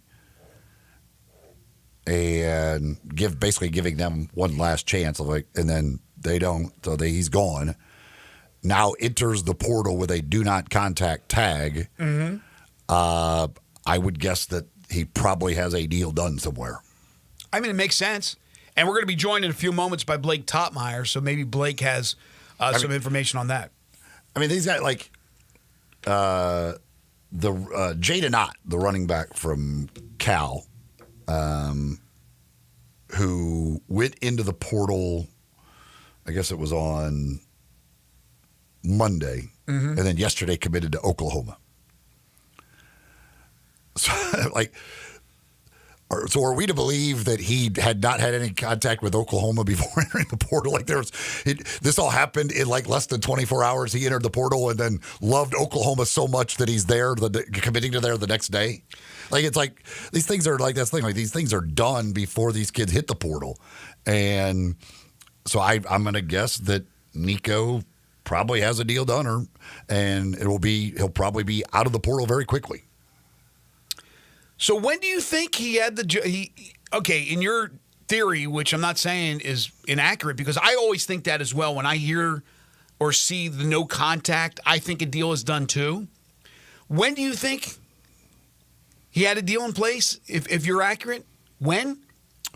I think he probably had a deal. He had an offer from somebody that was good enough, probably going back to Friday or whatever day he didn't go to practice. So you think before they actually told him to take his football and go home, he had a deal in place? Yeah, I think he had a deal, probably went to them and was like, hey, here's what I want, because he knows already what he's got elsewhere. Right. Here's what I want. They said, no, we're not going to give that to you. Okay, well, he moves along. Now he's got to wait for the portal to open. Portal opens. He gets in there, doesn't want people contacting him because he already knows what he's doing. Again, I might be wrong, but the signs all point to the fact that he's got a deal done already. Well, let's make it clear. He's not doing that stuff. Dad's doing that stuff. His inner circle's doing that stuff. According to Pete Thamel, veteran college quarterback Mike Wright is entering the NCAA transfer portal. He played at Vanderbilt, Mississippi State. Last year was at Northwestern. He redshirted last year, so he has 1 year remaining, 16 career starts at his 3 schools. All right, when we come back, Blake Topmeyer will join us. We'll get more on Nico, and also, where are we with the house settlement? It's supposed to happen any day now. Will there be an issue because it does not look like they are going to make any alterations to the roster limits, which is what the judge told them to do? We'll see. Corky's Ribs and Barbecue. You're thinking already about lunch today, dinner tonight. What are you bringing home for the kids, for the family, or maybe bringing the family out somewhere? How about Corky's? 40 years in existence here in Memphis, 4 locations, and they've been catering that entire 40 years. They specialize in catering. It doesn't matter how large. They've done some huge events, and they can take care of you as well. Just contact them about their catering services. They'll start you out as low as $7.99 per person for that delicious slow smoke barbecue. They'll set it all up. They'll take it all down. Easy peasy. When you head over for lunch or dinner, add a third of a rack of ribs for just $7.99 when you purchase an entree. Grab yourself a barbecue sandwich, maybe their award-winning catfish plate, some tamales, and get yourself a third of a rack of ribs for just $7.99. Start yourself out with that cheese and sausage plate, which is out of this world. And if there's room, and there probably won't be, grab some dessert or maybe bring some dessert home. They're located at Poplar Avenue in Memphis, Poplar Avenue in Collierville, Germantown Parkway in Cordova, and Goodman Road in Olive Branch. Don't forget about their private party room at the Cordova and the Olive Branch locations. So maybe this spring for graduation, family reunion, birthday, celebration, anniversary, whatever the case may be, reserve that private party room in Cordova or in Olive Branch. Corky's Ribs and Barbecue, open for lunch and dinner 7 days a week. You're tuned in to Sports 56 Mornings with Greg and Eli on Real Sports Talk, Sports 56, 98.5 FM.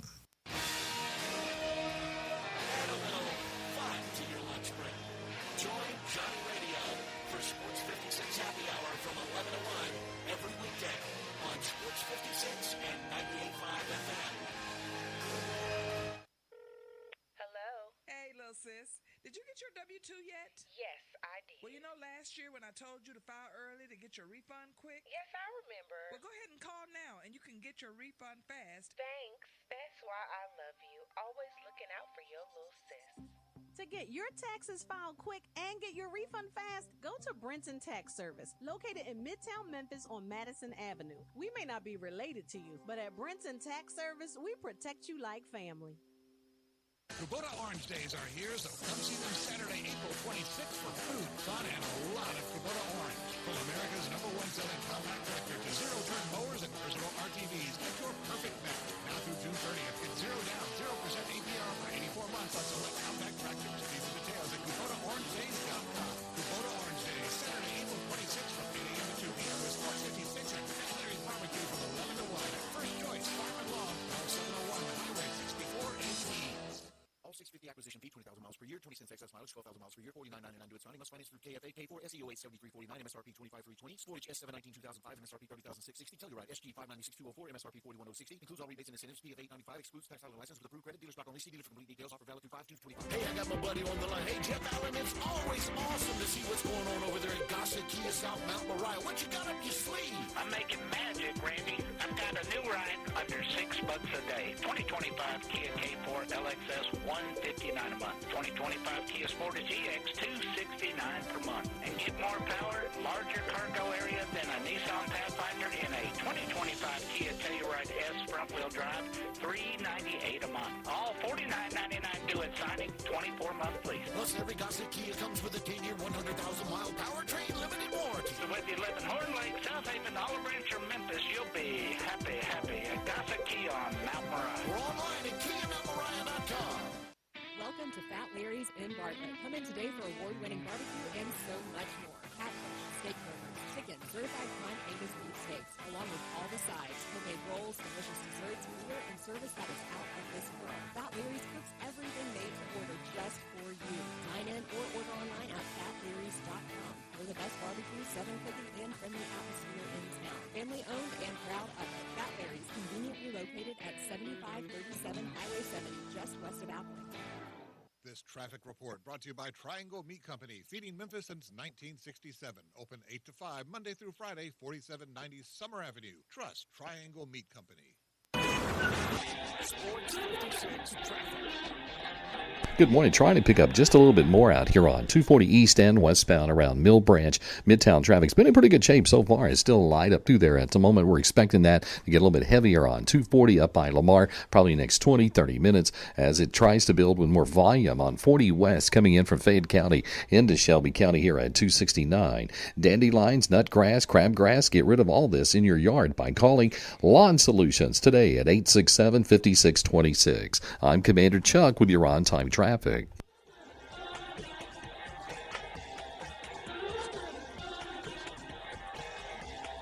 back to Sports 56 mornings on Sports 56 and 98.5 FM. This hour is brought to you by James Gaddis Jewelers. Diamonds are forever.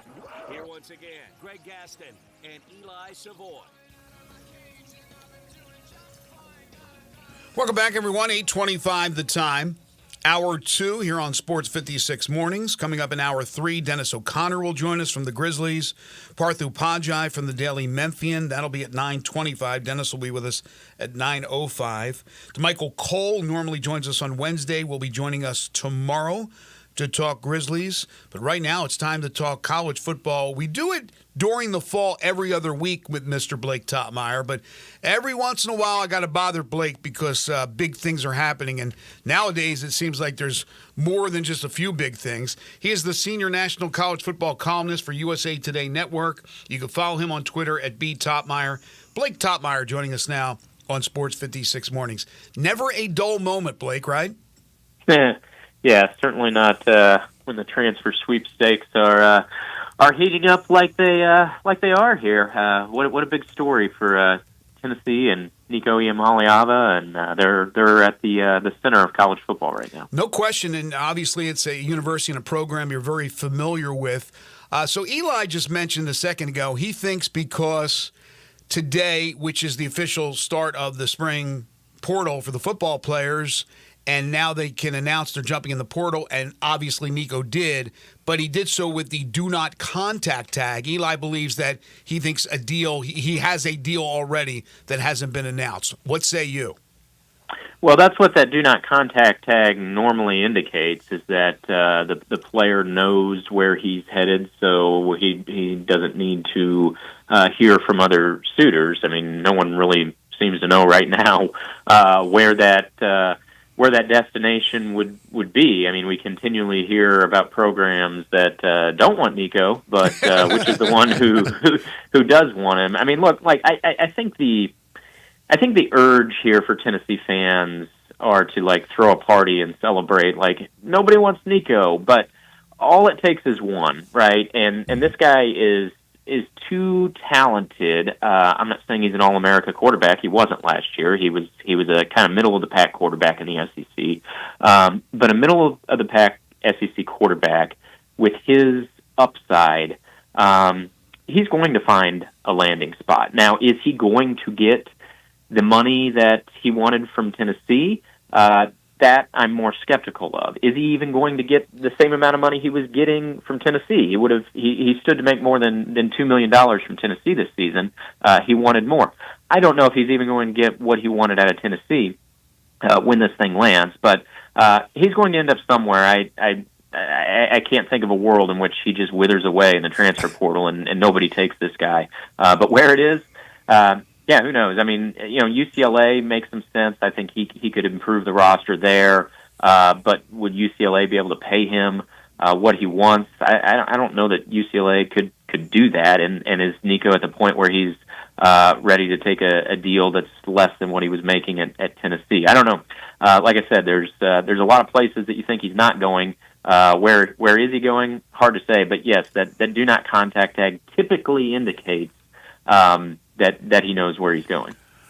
Well, the thing, again, I mean, go back to the way, again, and there's a chance that they're just been really dumb about the way they've handled this, and that's probably true regardless. But I mean, because even if he was wanting to do, like, the idea that you just leave at the very end right before the spring game, if you did that without knowing and without having any sort of deal in place, that is horrendous negotiations. I absolutely agree. This is like walking into your boss and saying, I want a 70% raise, and boss says, okay, good for you, right? But we're not giving that. Yeah, we're not giving that to you. And but as long as you keep showing up to work, negotiations could continue. And I think that's where if Nico didn't have his destination in hand, where he really erred, and there was a number of errors in this situation, but if he doesn't have his destination in hand, where he really erred was by not showing up to practice on Friday, by not showing up to the spring game. I mean, if you're still on the team, if you're still showing up to work every day, you may not get the raise that you're asking for, but you can continue negotiations with your current employer while waiting to see if, an offer comes from the high heavens that would meet the number that you have in mind. But when you just ask your employer for an over-the-top figure and then stop showing up to work, well, that ends negotiations with your current employer at that point when you stop showing up to work, right? And that's essentially what Nico did here. Well, that's all well and good if he already knows where he's going and he has the offer in hand. If he doesn't know where he's going and he stops showing up to work at his old employer, well, then that's horrible negotiating. And this would be a textbook case of how to misplay this situation from the player's side. I mean, I really think this is a lose-lose, right? I think for Nico, he probably would have been best served by staying at Tennessee, maybe continuing those negotiations, maybe be able to squeeze him for a little bit more money, but less than the figure that he originally had in mind. And I also think on the other side of this, Tennessee would be better served by still having Nico as its starting quarterback today. I mean, for as much as Vols fans, want to clap Josh Heupel on the back today, like those same fans are going to be disgruntled in the fall if Tennessee goes 7-5 and doesn't sniff the playoffs with a second string or a second tier quarterback. So, yeah, for both player and school, I think this would have been better if they could have worked out a deal, but that didn't happen.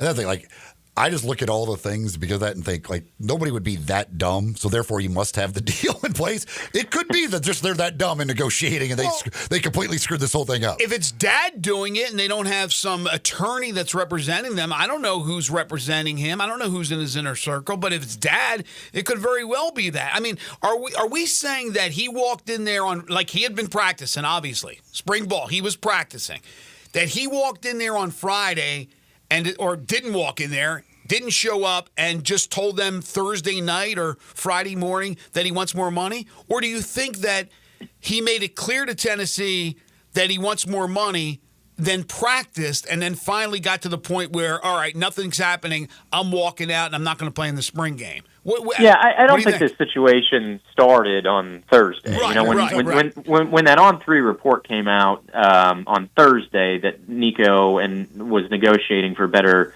deal with Tennessee, that's not when this situation started. Okay, this has been happening in the back channels for a while now. Where it came to a head, evidently in the final days. But yeah, I mean, when he doesn't show up to practice on Friday and decides he's transferring, at that point, again, if he doesn't know where he's going and he doesn't have a firm deal in hand, he really affected his negotiating power because you have your most negotiating power, as we all know, when two people are bidding on you. Yes. When your current employer and another potential employer are both bidding on you, both want you. That's when you have your most market value.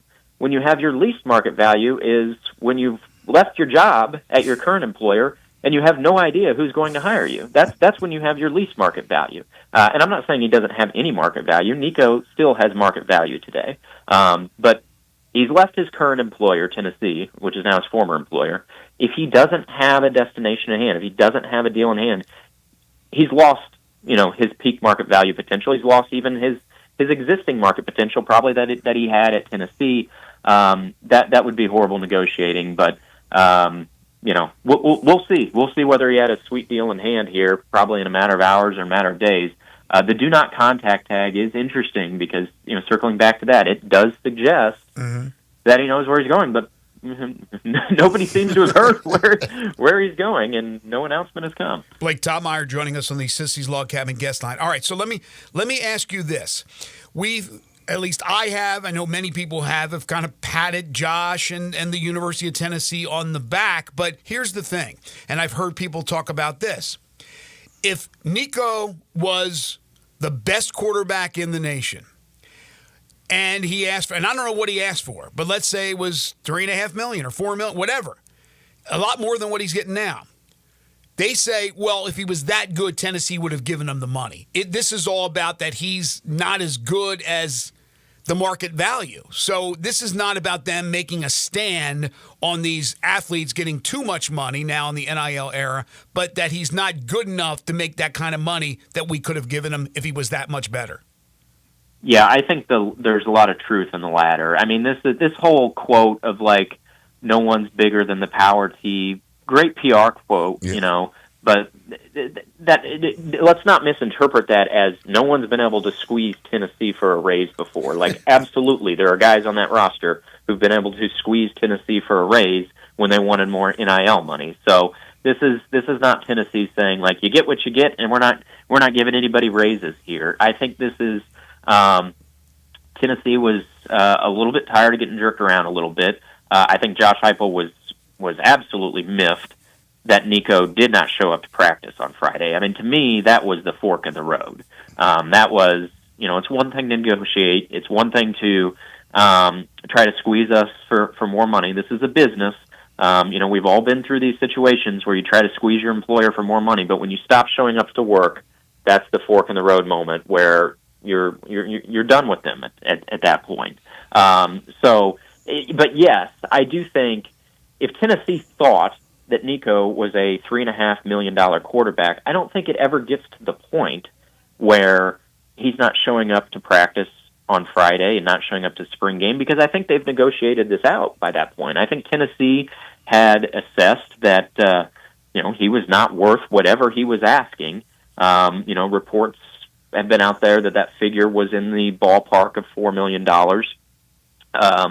And he stood to, with the deal he had, he stood to make more than $2 million. So that would be a significant raise, right? To go to, more than $2 million, somewhere in the $2 to $2.5 million range to jump up to about $4 million. That would have been a significant jump, if that's what he was indeed pursuing. And yes, I think, this probably comes down to a cost analysis situation. And let's face it, guys, like it's you're in a situation where if you promise a guy money, a raise of that sort, you have to then go back to your donors and say, hey, how do we fund this? There has to be the money there to give that type of raise. It doesn't just hang on the trees, or the trees are the donors, and they have to release the leaves from the trees, right? And so all parties kind of have to agree to go to that figure, and for whatever reason, whether the money wasn't there or whether just the folks controlling the purse strings didn't think he was worth that much money, a deal didn't get done. It is.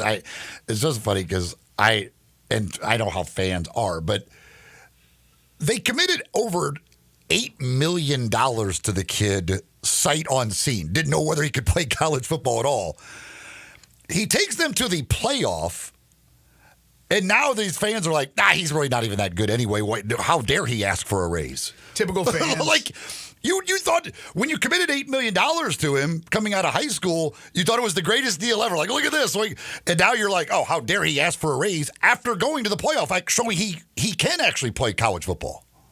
Yeah, I think for Tennessee, they're trying to get on the on the front end and sort of decide what they were willing to commit to him throughout the course of his career. I think the Tennessee collective, the Tennessee staff thought this guy was going to be a star, and that's why they were willing to put forward that deal in the first place. But then you're right, when he does become a player, he hasn't become a star yet, but he became a playoff quarterback. then he wants more. And I do think, I'm not saying Tennessee erred in this situation because it was kind of groundbreaking territory. You really didn't know how this was going to go. So I don't want to say they necessarily erred by because they made the playoff, right? I mean, it would have been a bigger error if they would have paid this guy for 2 years and he was an absolute bust and they went 6-6 last year. Like they did get a playoff season out of his 1 year as starter, and so they got some return on investment for last season. And now with him leaving, they don't have to pay him for this season. So they got return on investment last season. They decided he wasn't worth the raise, and so you let him walk. So they did get return on investment. But also, I do think it becomes kind of a case study of, do you want to commit such a deal and such resources to kids out of high school, or do you want to just play the transfer game, sit back, wait and see who comes in the portal every year, and say, I know that guy's pretty good. I would like him to be my starting quarterback. Okay, donors, this is the price we think it's going to take.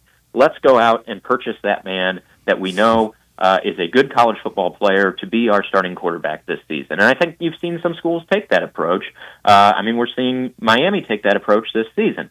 Carson Beck is a proven commodity, not coming off of, a career best season, but we know Carson Beck is a nice college football player with NFL attributes. He goes in the transfer portal for 1 more year of college eligibility before he heads to the NFL.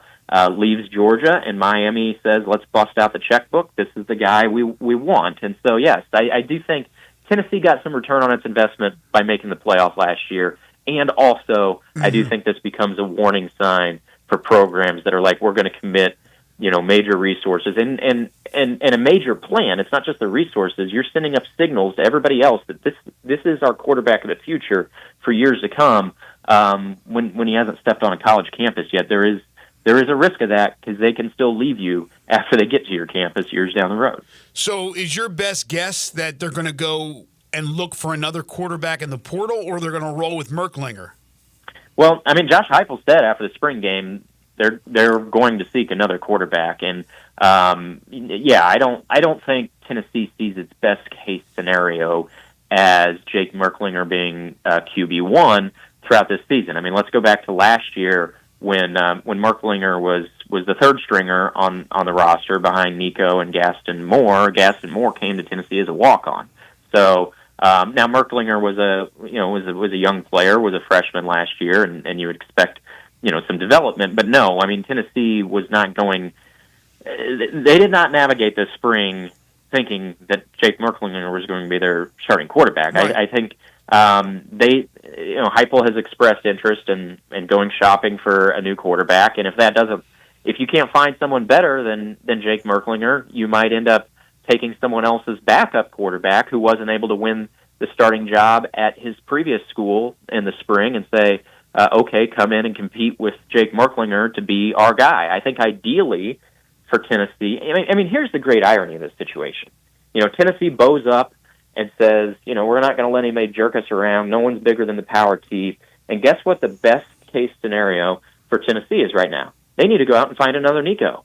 They need to go out and find a starting quarterback who thought he was too good for his school and thinks the grass is greener on the other side and sees Tennessee and says, wait a second, these guys need a starting quarterback. I think maybe I should go play for them. That would be the best. Given where they stand today, that would be the best case scenario for Tennessee, is despite all the rhetoric, everything that's been said, I mean, they're not bringing Nico back, but I'm saying another Nico-like player who is a starting quarterback where he was at, thinks he's better than that program, and heads to Tennessee. That's the irony of this. That's the best case scenario for Tennessee. For them to go get it would be somebody who is still to hit the portal now that it opened today, because there's not any quarterbacks that were already in the portal really that would be candidates, is there? I don't know. I don't think so. We also can't discount the domino effect here, right? I mean, Nico is going to end up somewhere, and theoretically, he's going to become the de facto starter at that program. So where is the previously existing starter at that program going to go? The right? person who today thinks they're the starter at that program. They have no idea. For as much as coaches say that they hate this deal of multiple free agency periods, if there was no demand for April transfers, that would dry up the supply. Simple supply and demand, right? If coaches had no demand for these guys, they would not be transferring, or at least not in the numbers that we will see them transferring this spring. But there is going to be some demand. Somebody is going to take Nico. I mean, maybe these will be famous last words, right? Maybe Nico withers away in the portal, and we've seen the last of Nico Iamaleava on a college football team. I think not. I think he's going to play college football next season. And so, what kind of domino effect does that create? I'm not saying it's going to be a simple swap that School X gets Nico and Tennessee winds up with whoever the starter otherwise would have been at School X, but that guy goes somewhere, and then where he goes, that guy goes somewhere else. All the dominoes have not fallen here. We've just stuck the quarter into the carousel, and we're getting into motion, and as it picks up steam, more dominoes will fall. But the short answer to your question is no, I don't think there's anybody who's declared they're transferring up to this point that Tennessee sees as okay, there's my must-have quarterback. There's my guy who solves our situation right now. I mean, there were a lot of those guys in December, the December transfer period that could have helped Tennessee, and that's why, for both player and school, they would have been better off if this happened in December. Mm-hmm. After Tennessee lost its first-round playoff game, the portal was open at that point, after they lost their first-round playoff game.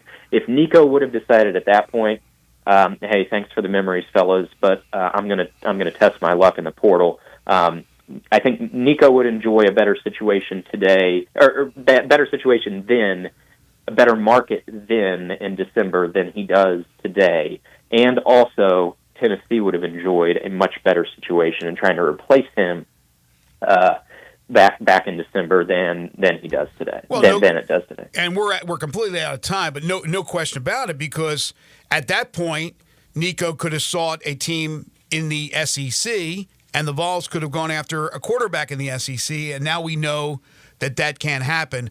But I guess if push comes to shove and they're desperate, Mike Wright's now available, who's played in the SEC with two other schools. So there's always that possibility, Blake. You just never know how desperate you are. So we'll see how that turns out. Got to get you on here once they figure out the house settlement. I know it hasn't been settled yet, but we're obviously out of time and really appreciate it. Great stuff as always. Make sure to read Blake at the USA Today. He's the senior national college football columnist. You can follow him on Twitter at @BTopmeyer. Blake Topmeyer joining us here on the show. Thank you, Blake. Yeah, thanks, guys. You take care. Have a good one. Heck, if he had done it earlier, maybe he's at Miami.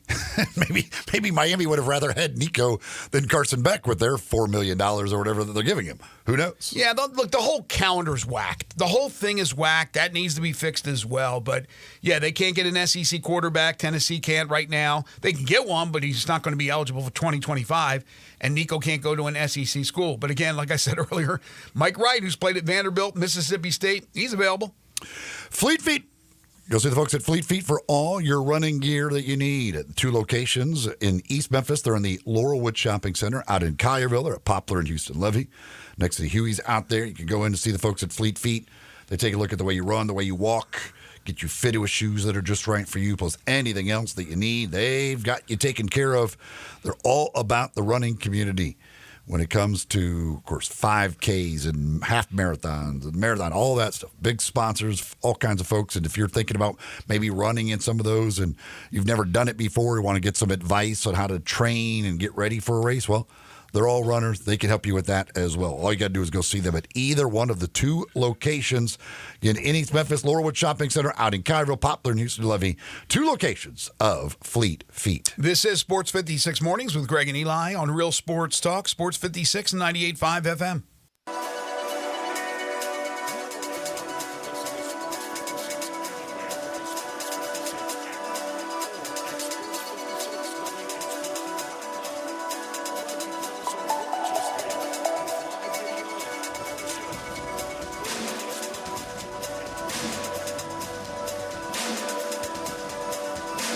I think a lot about golf. golf. And when I think golf, I think Miramichi. Did you know Miramichi Golf Course offers membership? It's a great way to play more golf for less out of pocket. Their memberships run for $300 a month plus tax, and that includes unlimited rounds and range balls, no extra card fees, priority tee time booking, and discounts in the pro shop. Oh, by the way, there's no initiation fee. Miramichi green fees, they'll allow you to choose the right rate at the right time on the right day for your needs. If morning tee times are more important, you can book up to 14 days ahead of time to reserve your spot. If rate is more important to you, there are discounted evening rates available that you can choose from. Miramichi is now open on Mondays, and you'll find the lowest rate is on Thursday. Sometimes you just need to escape the hustle and bustle of life. Miramichi Golf Course provides just the right place to solve that need. The name Miramichi means place of happy retreat. When you need a quiet, peaceful round of golf, please make your way to Miramichi. Microwave Auction brings quality equipment to your fingertips. Join our bi-weekly online auctions featuring dozers, excavators, loaders, and more. We provide detailed listings, photos, and sale contact info. Inspect online or in person. With our no reserve policy, every item sells to the highest bidder. Visit purplewave.com today and see why informed builders choose Purple Wave. Transparent processes, real deals, your next great purchase waits. It's the Freedom of Choice pricing program, Ram Truck Month and Jeep Celebration all in one at Gossett Chrysler Dodge Jeep Ram Fiat on the Pike. 2025 Compass Latitude 4x4, $49.69 off MSRP and $24,796 with Jeep Select Terrain System. Go from snow, sand, and mud. 2024 Dodge Hornet RT all-wheel drive, $12,673 off or $397 a month with a turbocharged 2.0-liter engine standard. One of the most powerful SUVs in its class. Or 0% for 72 months is available. 2025 Ram 1500 Tradesman Crew Cab with best-in-class payload capacity, now $13,335 off MSRP, or 1.9 for 72 is available. So drive past the rest and come to the best. Gossett Chrysler Jeep Dodge Ram Fiat online at GossettMotorCars.net. If you want it, we Gossett at Gossett Motor Cars. 7704 MSRP 29765 Hornet R3 A08 452 MSRP 44620 Ram SN 673 402 MSRP 517 includes all rebates and incentives. PF 895 excludes tax title license. See dealer for complete details. Offer valid through end of the month with approved credit. Dealer stock only.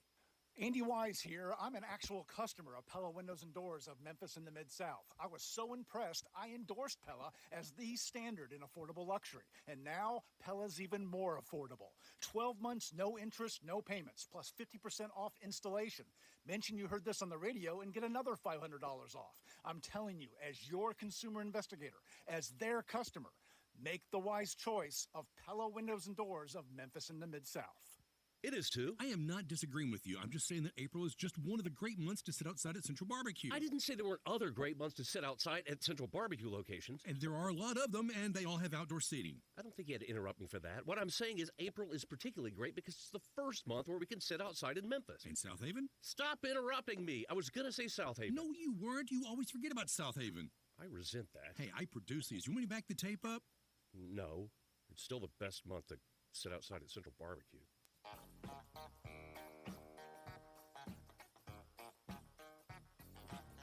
Now, back to Sports 56 Mornings on Sports 56 and 98.5 FM.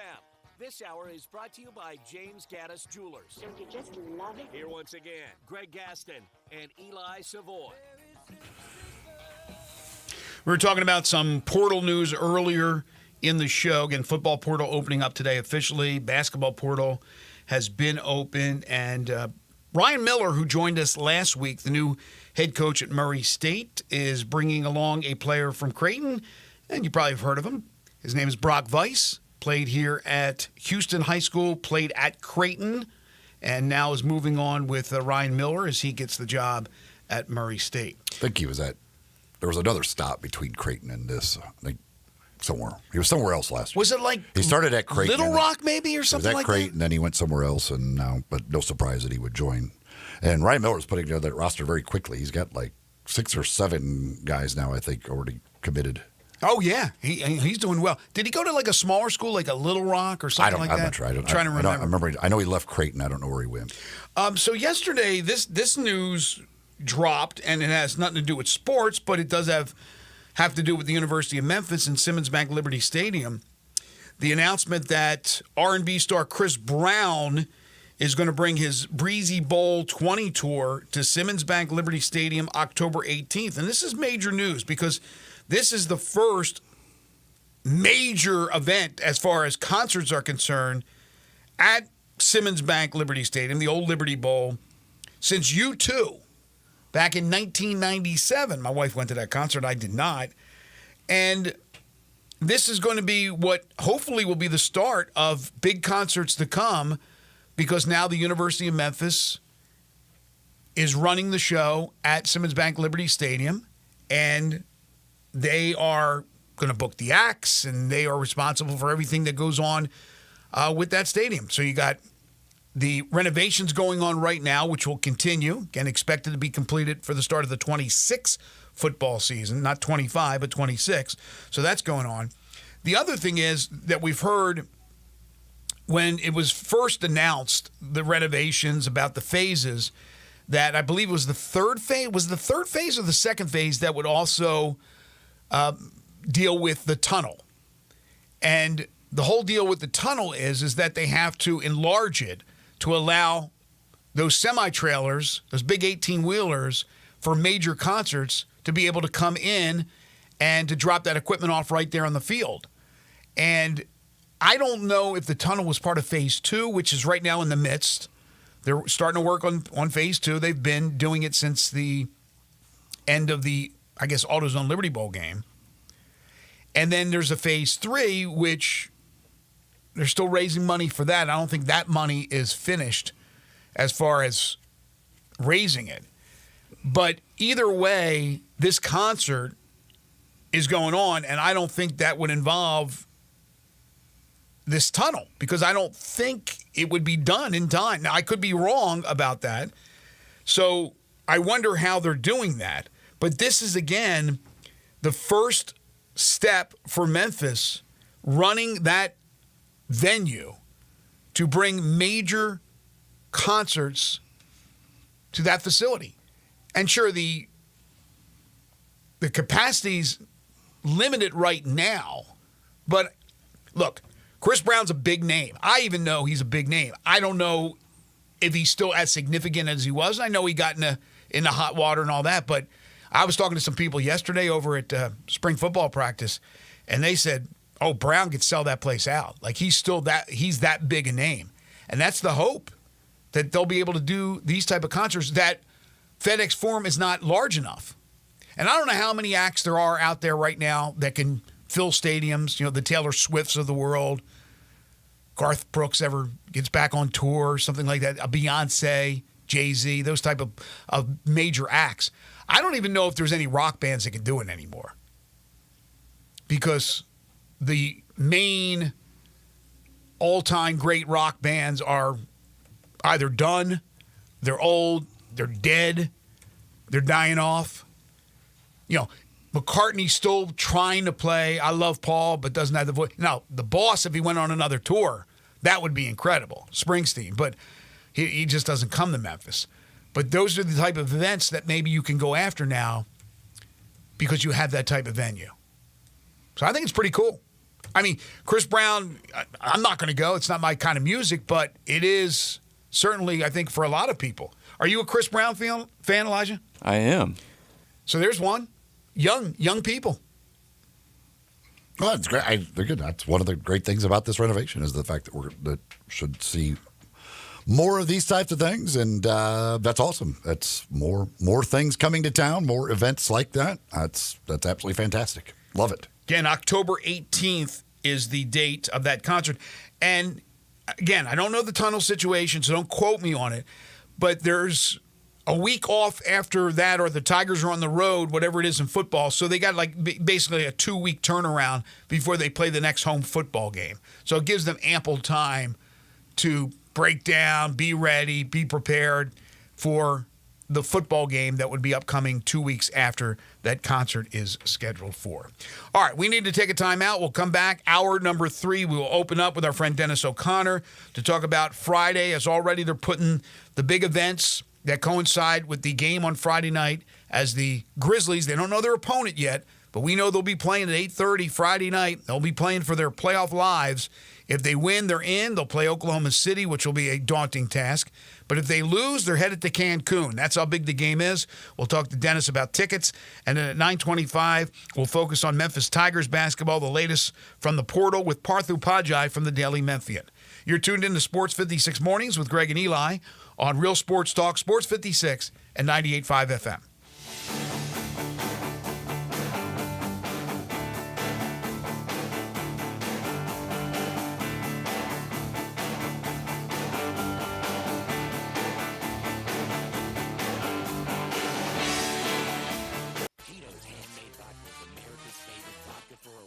From the first legal distillery in Texas, Tito's is 6 times distilled till it's just right and naturally gluten-free, making it a high-quality spirit that mixes with just about everything. From the smoothest martinis to the best Bloody Marys, beyond the bottle, Tito's has gained a reputation for giving back, teaming up with nonprofits around the world to serve its community and do good for dogs.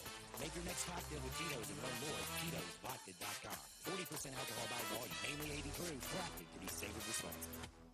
Go where you can buy with confidence, because at Gossett Mitsubishi on the Pike, no current inventory is affected by new tariffs. So come find your new ride at Gossett Mitsubishi, like 2025 Mitsubishi Outlander PHEV plug-in hybrid with a combined range of 420 miles. We Gossett at only $349 per month. Or take your pick from new 2025 Mitsubishi Eclipse Cross or new 2025 Mitsubishi Outlander Sport. Your choice, we Gossett. Only $399 a month. That's a brand spanking new Eclipse Cross or Outlander Sport, $399 a month. Plus, peace of mind with Mitsubishi's 10-year, 100,000-mile powertrain limited warranty. So forget the tariffs and remember to get to Gossett Mitsubishi, 1870 Covington Pike, or online anytime at MemphisMitsubishi.com. If you want it, we got it at Gossett Motor Cars. SEO 11871, MSRP 46,000, Cross SC 007521, MSRP 29545, Sport SU 002440, MSRP 286, includes all rebates and incentives, PF 895, excludes tax, title, and license. See dealer for complete details. Offer valid through end of the month with approved credit dealer stock only. Hi, this is Troy Five-Ash, owner of Five-Ash Roofing. Did you know there are so many roofing companies in Memphis that I don't even know them all? So that begs the question, which one should you choose? So I thought I'd give you a little background about me. My grandfather was a World War II Marine. My father worked for the University of Memphis for nearly 30 years. My mother, a pianist at Raleigh Baptist Church. Seems like forever. I went to Brownsville Road, Craigmont, and Bartlett High School, class of 81. We support the local school systems, youth athletics, and believe in what St. Jude and Le Bonheur stand for. I'm a Tiger and Grizz fan. The point? Memphis is my home. Five-Ash Roofing will be around if you ever have a problem with the service we provide. Five-Ash Roofing, fair, honest, and ethical, with deep local ties in our community. 367-0050 or memphisroofer.com. Five-Ash Roofing is what we do. We're here for you. Showboats fans, the boats are back in action at Simmons Liberty Stadium on Sunday, May 11th, as they face the St. Louis Battlehawks with kickoff scheduled for 2 p.m. Come see all the football action of the UFL and join us as we celebrate our mascot Skipper's birthday. Treat Mom to a Mother's Day she'll never forget, with more fun, more excitement, and more Showboats football. Get your tickets today at UFLShowboats.com. That's UFLShowboats.com. Go Boats! This traffic brought to you by Brinson Tax Service. They protect you like family. Sports 56 traffic. Good morning. MPD is still finishing up a couple of wrecks we had out here earlier. It's starting to build up through Midtown. Some would say right on schedule here on 240 North at Lamar. It continues to pick up 40 East across the Hernando de Soto Bridge coming over from West Memphis. Still moving right now, but it's heavy at times down certain sections of 385 Billmore Parkway as you get on to 240. Dandelions, nutgrass, crabgrass. Get rid of all this in your yard by calling Lawn Solutions today. That telephone number is 867-5626. I'm Commander Chuck with your on-time traffic.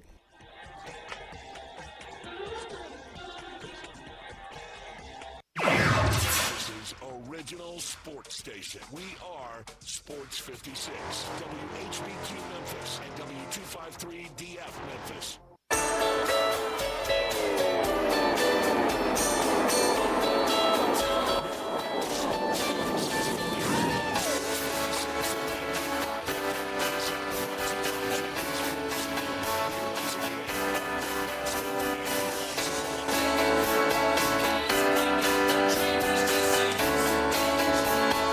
back, everyone. 9:03 the time. Final hour for us today here on this Hump Day edition of Sports 56 Mornings. Greg Aston, Eli Savoy, Elijah Seegers with you from the Family Leisure Studios. Family Leisure, 2120 Witten Road, just north of I-40. It's where family and fun come together. Temperature rising up to 57. It will get up to 74, 75 today. Plenty of sunshine, a Chamber of Commerce day in Memphis. Tonight, a few passing clouds, low of 55. Then tomorrow, mostly sunny, a few clouds, though, 83 degrees. Going to start feeling a lot warmer tomorrow morning. As Mr. Announcer Man said, hour 3 of the program brought to you by Jenkins Floors and More. It's pretty simple. You need hardwoods, you need that flooring, you need carpeting. Why go to the big box stores when you can go to Jenkins Floors and More at 2356 Goodman Road in Horn Lake? First of all, they sell it wholesale. Skip the middleman, save you lots of money in the process. You're getting top-of-the-line material. For all you first responders and military, you get 10% off right off the top. For all your Sports 56 listeners, you get a family discount. They'll come to you and they'll get the job done for you in a 2-week turnaround. So all you got to do is call Timmy or Rebecca Jenkins and say, listen, we're interested in flooring for our home or for this building we own, this workplace, whatever the case may be. Or we need carpeting. They'll come to you. They'll give you a free estimate. You decide to go with Jenkins. They'll do it in 2 weeks. 2-week turnaround, that's their promise to you. They also have the backsplashes for your kitchens and bathrooms, the plantation shutters and blinds, the ceramic and porcelain tiles. It's a really neat place to visit. It's very conveniently located at 2356 Goodman Road in the heart of Horn Lake, Mississippi. They also have stores in Cleveland, Mississippi, and in Little Rock, Arkansas. But this is a family-owned and operated business. Great people. Really great service. Open Monday through Saturday. Jenkins Floors and More. Go visit them in Horn Lake at 2356 Goodman Road or call them at 662-469-9350. That's Jenkins Floors and More. Well, now we know that the Grizzlies will be playing Friday. We don't yet know their opponent, but we know it's going to be a big night because a win gets the Grizzlies into the playoffs and a loss will knock them completely out of the postseason. And so we are going to talk about your opportunity to purchase tickets and to have fun because there's going to be a lot of things that coincide with the game come Friday night at 8:30 or so tip-off down at FedEx Forum. And joining us now is our good friend Dennis O'Connor. He's the Vice President of Ticket Sales and Services for the Grizzlies. Dennis, how are you? A little tired this morning, but happy to be on talking to you guys. Yeah, it was a late night for everybody, especially for the team, which has to obviously get back to Memphis. I'm not sure if they left last night after the game or are flying right now, but in any case, they know they have a game Friday. You guys know they have a game Friday, so that means you're back to work right away in putting together all the things that I said that coincide with the game. But the game itself, 8:30 tip. And obviously you want to have a packed house out there for the Grizzlies with this opportunity to make the playoffs or not. Yeah, exactly. I mean, it's a tight turnaround, but we've done it before, and we'll do it again. And one thing Memphis is known for is postseason atmosphere, right? And that starts Friday. FedEx Forum is a tough place to play at any time, but doubly tough in the postseason. And looking forward to seeing Memphis come on out on Friday night, give us a little lift and a great home court advantage. All right, so give us the details. Tickets going on sale today. But when can people officially start buying? 12 o'clock today. Go to Grizzlies.com. Come down to the box office. MVPs, our season ticket holders, will have a pre-sale at 10 o'clock. But we have tickets available. They start at $22, so affordable for everyone to come on out. And if you want to get in the mood before Friday, we have some swag pickups presented by Kroger, FedEx, and Orion Financial. For those folks driving around lunchtime today, Poplar and Highland, the corners of Poplar and Highland, you pick up some Grizz swag. There might even be some tickets in there. And then we're at the Kroger down at Goodman Road in South Haven this afternoon at 4 o'clock. So get the playoff juices going and get some swag and bring it on out on Friday. And as I said, there's a lot of things that coincide. That's part of it, what you just mentioned. But there's a lot of events the day of the game, the night of the game, other than just the game itself. You got a plaza party. You're going to have music, entertainment. You always do it up for the playoffs, no question about it. Exactly. It's this game, although it's a play-in game right now, we're treating it like a playoff game, right? So come on down, enjoy the atmosphere outside FedEx Forum, starting at 6:30. Plaza party, food, drinks, band, and then come on in and stick around for a late tip and bring the noise. An 8:30 tip on a Friday night for a play-in game. It could be a well-oiled crowd by 8:30 on Friday night. Yeah, nights like that make me wish sometimes it didn't work for the Grizzlies. I could come on down and walk around Beale Street, enjoy the atmosphere, and come in and cheer for the team. But again, Memphis always shows up for the postseason, and looking forward to a real exciting night, and hopefully a great performance by our guys, and then we go on and can take on Oklahoma City next week. It's interesting because I've been saying all along the proper thing, which is postseason, which you just said, and earlier I said playoffs, which is not technically what it is. But it's weird. It's just like in the NCAA tournament, they go to Dayton. They're part of the NCAA tournament. They're going to Dayton, but then they're not in the actual big field until they win those games. Yeah, the Grizzlies are not in the playoffs technically before winning one of these games. They didn't get it done yesterday, although played very well, and they'll try to get it done on Friday, which I think they will. But to me, Dennis, it's the playoffs. They're in the postseason. Teams are already home. They're already headed to Cancun. Memphis is still playing basketball. So you treat it as a playoff game, whether you want to call it a play-in or not. And again, the history in Memphis with postseason play is pretty phenomenal. We have had some great games, some great moments, and hopefully they'll make more great moments on Friday. Yeah, exactly. I mean, there'll be towels on the seats when everyone walks in. Again, we talked about the Plaza party. We're treating this like a playoff game, and it's a little bit like a Game 7, win or go home. And we're hoping and we're confident that we'll win and move on and be able to do this at least a couple more times next week. If they do win Friday night, I assume Saturday tickets will go on sale for the first round series? Correct. Saturday at noon. When we win on Friday, we'll go out. We'll do this again Saturday at noon for games the following week. Do you know when those games will be yet? Do they have set the dates for the two? I don't think I've seen that yet. I know obviously we'd start Sunday, but I'm not sure we've seen the full schedule yet. But I thought I saw that earlier, but I don't know if it was accurate. I'm trying to do this by memory though, Dennis. I'm probably going to be. I thought it was like Sunday, Tuesday, Thursday. So Thursday would be the first game in Memphis, but I'm not 100% sure. Yeah, that would make sense. But again, I haven't seen a release. Maybe it's out there, but I might have missed it. But we'll have all that ready to go Friday night, and again, looking forward for everyone in Memphis to come on out, get their tickets, go online at noon, and see a great game with even a better atmosphere on Friday. Sounds great, Dennis. Thank you so much. No problem. Thanks, guys. Dennis O'Connor, he is the Grizzlies Vice President of Ticket Sales and Services. Yeah, I know. Again, postseason, play-in, playoffs, I get it. Look, I understand. You go home if you don't win one of these two games. Well, some of these teams don't have the opportunity to play two. Tonight, the two games in the play-in are win or go home games. And in the West, it's Sacramento and Dallas. So who, and we talked a little bit about this before. Elijah, you can jump in on this. Who's your preference? Who do you want the Grizzlies? What team do you think is better for the Grizzlies as far as a matchup is concerned to get the dub and to move into the playoffs next week against OKC? I know I said yesterday that I think Sacramento is the better team than the Mavericks, but I also think that they stylistically are a better matchup for the Grizzlies, the way that they like to get up and down, how susceptible they are to give up a lot of points on the offensive end. I think the Grizzlies could really play into that. They'll really be able to play at their speed.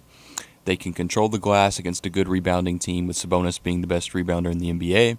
So I like the matchup against Sacramento even a little more than a matchup against a little bit of a worse team in a lot of people's eyes in Dallas. Eli? As I said yesterday, I don't think it matters. Really? Because why? Grizzlies are rolling either way? I feel like they're going to roll. I just think the Grizzlies are better than either one of them. They should win the game. Yeah, I'm with you. I don't think there's any big thing the one way or another that tells you that this team's a better one to play than the other one. It doesn't matter. By the way, because the Grizzlies lost last night, obviously we don't start our giveaway, or we didn't start our giveaway today, of $98.50 per day. But if they win on Friday, it begins on Monday, and it's every day until the Grizzlies are eliminated. That is correct. Would have loved to have been giving away nearly $100 to somebody today, but that did not happen because of damn Steph Curry. No, really did. But yeah, so we'll wait now and see if hopefully they win on Friday night, and then we will begin giving away that money on Monday, and then we'll see how long they are able to maintain and stay in the playoffs, because we'll do it every day until they are eliminated. Mike is dialed in. Hey, Mike, how are you? Hey, morning, fellas. Morning. Man, just a brutal loss last night. Even with playoff Jimmy coming to life, Curry hitting a couple of clutch daggers, as I said previously, the Warriors are not playing good basketball at home, and they were doing everything in their possible power to give that game to the Grizzlies at the end. Even when they're up 20, like they're doing, they get lackadaisical, turn the ball over, get sloppy. A couple things. To me, Desmond Bain was outstanding, one of his best games of the season. I thought he was highly efficient. I love the way he played. I love the way Aldama was. He hit some big shots there down the stretch to really try to pull that game away from the Warriors. And also, I liked Edie did some nice things. I would love to see him convert some of those bunny hops. Those are critical points. When you're 7-4, you got to make those shots.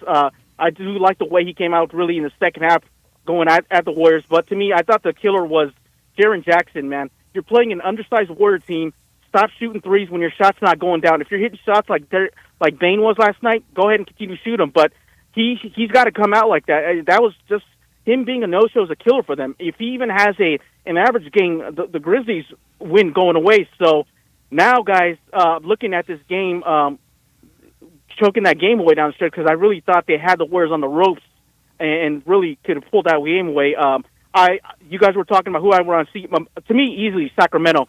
I think Sacramento is a much inferior team. Grizzlies should be either one of the teams, by the way, regardless who they hit. But to me, Sacramento is a much easier matchup because they like to play the high tempo pace, and the Grizzlies, I think, would really roll them in that type of tempo as opposed to Mavs. I think with Anthony Davis and Gafford and P.J. Washington, that big lineup could really give Memphis really problems. So I'm hoping, God willing, that Sacramento wins tonight, because Friday night, guys, it's going to be really disappointing if they don't win on Friday. Despite Taylor Jenkins being fired and the turmoil, you went from a 2 seed to not making the playoffs. It would be a disaster. Absolutely. So, guys, I'm going to be there on Friday night FedEx, and I'm assuming they're going to win. But with this team, you can assume nothing. So I'm hoping they're going to win, and hopefully we're going to be looking to the daunted task of OKC in the first round. So Grind City better come out on Friday night. Let's make FedEx rocking and hopefully see them win in the playoffs, because otherwise it's going to be a long, depressing offseason if they lose at home to a damn team they should beat. So Gotcha, Mike. Let's get it going, guys. Thank you, my friend. Enjoy the game. Yeah, your assessment is right on. I don't think there's any question about it. And again, we're going to do a thorough look at this team after the season is done and what's possible. And, I don't know if it's this off season. Jaren's going to get the big deal. Ja and Dez are under big contracts right now. But as you always say, Eli, to get somebody of value, you're going to have to trade somebody of value. If not, you can roll with the same punches every single year and pretty much come up with the same result. But we will dive into that after it's over. And Mike's right about a daunting task against Oklahoma City, but we'll cross that bridge when it comes after Friday night's game. They better win. He's right about that. There is no question. You're at home. You're better than these teams. You were once the second team in the West, the second best team in the West, and now you're talking about the possibility of not making the playoffs. No, if they play like they played last night, they win Friday and they're in the postseason. They're in the playoffs, rather. I love Mike. Mike's a big fan, obviously, but I don't. It always seems to be this bad. I love these. There's always this thing of Jaren's got to quit shooting threes.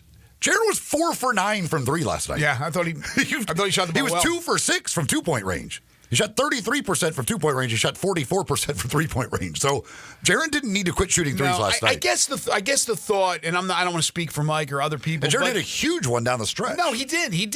And his release is becoming a lot quicker. I guess the thought is you're so damn big and you're strong. I mean, go inside and pound it. I guess that's the thought when you have Jackson. When you look at your front line of Jackson and Edey, you're thinking you can really dominate in the paint, score, finish with those bunnies right at the rim, dunk it. Look, we saw a couple of times when Edey went up on a follow and dunked it hard. That one Aldama follow that he missed, that he almost dunked. They were crashing the boards well. But yes, Edey holds on to the ball, and you can see that the brain's churning. He's thinking about things and not reacting. He will get better with more games under his belt, with more years under his belt. No question about it. I don't think he's going to be an all-star center, but I think Edey, he's far from a stiff, and he gets you 17 rebounds. Again, Jackson, I know the love affair with Jaren Jackson Jr. He's a unicorn. He's freaky. I mean, he does, he's not Wembanyama, but when he has those no-show games where he's not rebounding the basketball, which is more often than not, I know he plays and tries to guard on the perimeter, but why? Why is he guarding? Somebody had texted that earlier. Because on a switch, he's out there with a guard. He needs to be protecting that paint with Edey. They need to be getting rebounds. Nobody should be getting offensive rebounds against them. And again, last night, I thought they did a pretty good job. They out-rebounded Golden State on the offensive boards by, I think, 3. And again, it goes back to what we talked about the whole first hour of the show. Last night, they turned the ball over 20 times. Golden State turned it over 10 times. End of story. Threes were not the difference. Offensive rebounds were not the difference. I thought most, if not all, the Grizzlies played pretty well. Some spectacularly, like Des Bane. And you're not going to stop Steph Curry. Curry has scored on everybody for years and years and years and years. I mean, you think you're going to stop him? And Jimmy Butler, he's known to be that kind of killer in the postseason. So it came down to, now, the last play was horrible. If you weren't with us in the first hour, you're a professional, you're an NBA team. I don't know what that play call was. You talked about it. It was supposed to go to Des Bane. It was across the court from Santi Aldama. When Santi Aldama's listening to the official get the 4, you got to throw that ball in. You got to throw it in somewhere. You can't allow that to happen. It's like making that trade when a player's about to be an unrestricted free agent. You can make a trade and get something, but you decide not to and you get nothing. Again, something is better than nothing. Throwing it in and hoping that maybe it finds your projected destination, or not throwing it in and getting a 5-second call, it's night and day. So they made a horrible mistake there. But overall, they played damn good, except the turnovers. You're not winning an NBA game when you double the turnovers that your opponent has. Texter brings up what I said in hour number 1. Grizzlies not using their size advantage to beat up Golden State, hurt them in the end. Yeah. Again, going in, you've got issues on the defensive end. You have to make them pay on the offensive end. And Edey's inability to do anything offensively, and Jaren not being able to do what he's been able to do against Golden State during the regular season in getting into the paint. Again, he shot it well from 3-point range. I have no problem with 3-point shots, but needed to be better in the other areas in the paint than he was, and he wasn't able to do that. They were not able to dominate on the offensive end inside, which they should be able to do. Hey, everybody, want to know where all the Chevys are, where all the deals are? Right here in Olive Branch.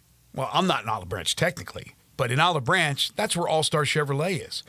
Save thousands on your new Silverado truck. Financing, get this, as low as 2.9 for 72 months. A new 2500 HD, financing as low as 3.9. No payments for 90 days. So nothing beats having no payments the rest of the spring. And your good credit deserves it. If you're in law enforcement, first responder, healthcare worker, military, you're a teacher, a recent graduate, you get an extra $500 bonus. All-Star is all the late model pre-owns you're looking for. Camaro, Equinox, Tahoe, Suburban, a ton of Silverados. If you have any vehicle you want to sell, you bring it to All-Star Chevrolet in Olive Branch. Get the most money back for it today. Everyone at All-Star Chevrolet in Olive Branch asked me to wish you and your family a very happy Easter month. Together, let's drive. AllStarAutoGroup.com is the website. Check them out online, those great vehicles, or head on down to All-Star Chevrolet in Olive Branch. Coming up next, we're talking Tigers basketball with Parthu Pajai from the Daily Memphian. You're tuned in to Sports 56 Mornings with Greg and Eli on Real Sports Talk, Sports 56 and 98.5 FM.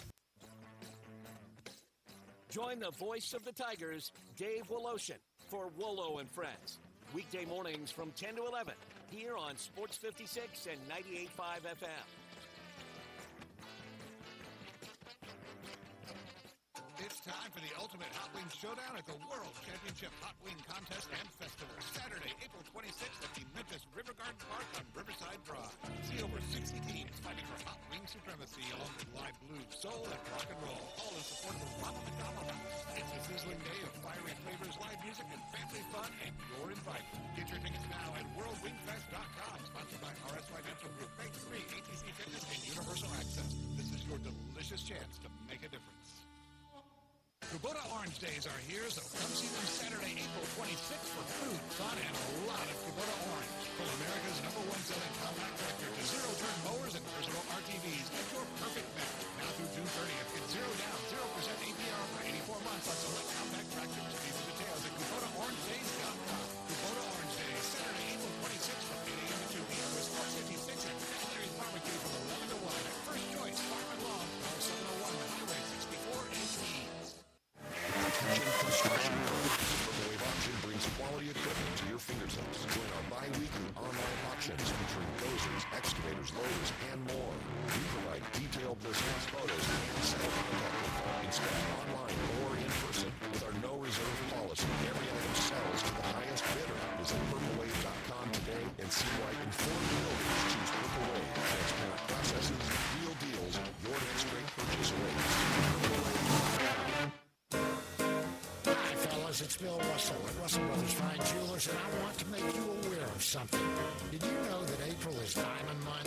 Well, it is. And if your wife or your girlfriend or maybe your daughter has a birthday in April, Diamond is her birthstone. If your wedding anniversary is in April, then your wife surely deserves a diamond. Whatever the occasion, a small gift wrap box containing beautiful diamond jewelry from Russell Brothers will always hit a home run, and it will make you a hero in her eyes. A ring, a pendant, earrings, or a bracelet.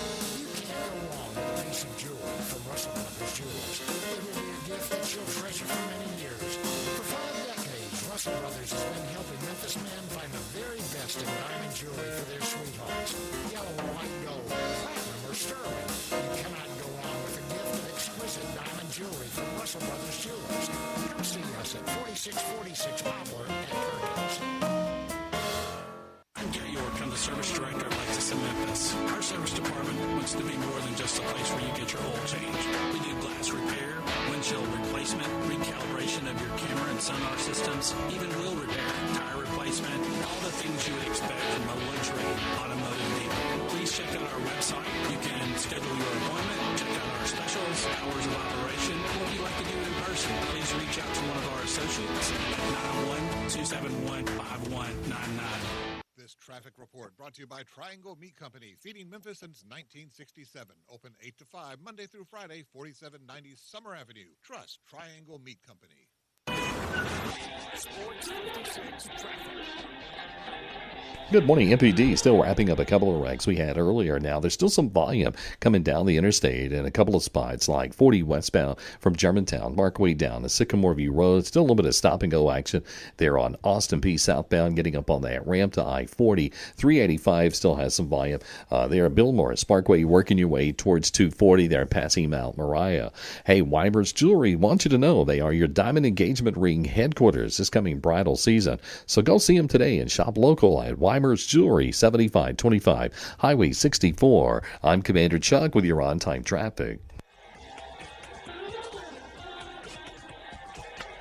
Now back to Sports 56 mornings on Sports 56 and 98.5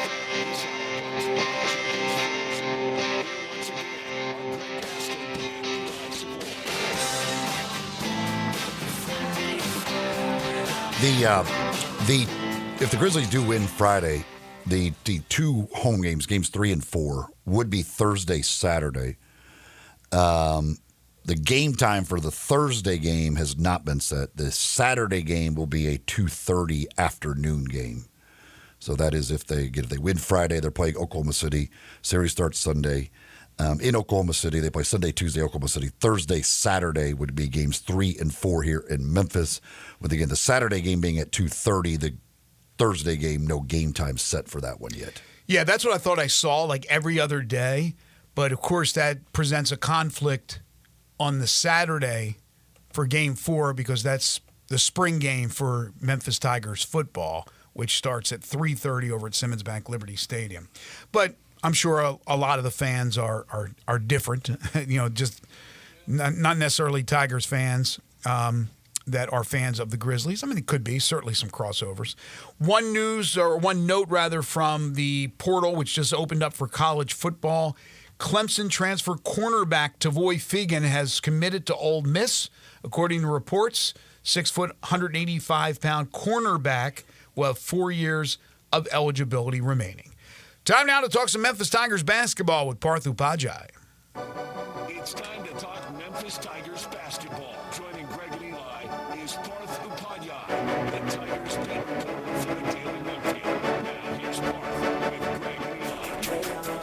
He is Parthu Pajai, covers Memphis Tigers basketball and does it so well for the Daily Memphian. You can follow him on Twitter at Pupajai. I'll spell that for you, at PUPADHYAYA _ give him a follow. Joining us on the Sissy's Log Cabin guest line, usually in studio, but I know, Parth, you're busy, and we really thank you for joining us here today. So what's the meter up to? How many names now on your list of players that in some shape or form have been associated with Memphis basketball? I think last I checked, it was, I want to say it was 48 is what we were at on that running list that's on dailymemphian.com. So it's gotten up there, that's for sure. Well, a guy like Ashton Hardaway, was he even on the list? Did he just all of a sudden out of nowhere, it's like, oh, he's coming back to Memphis?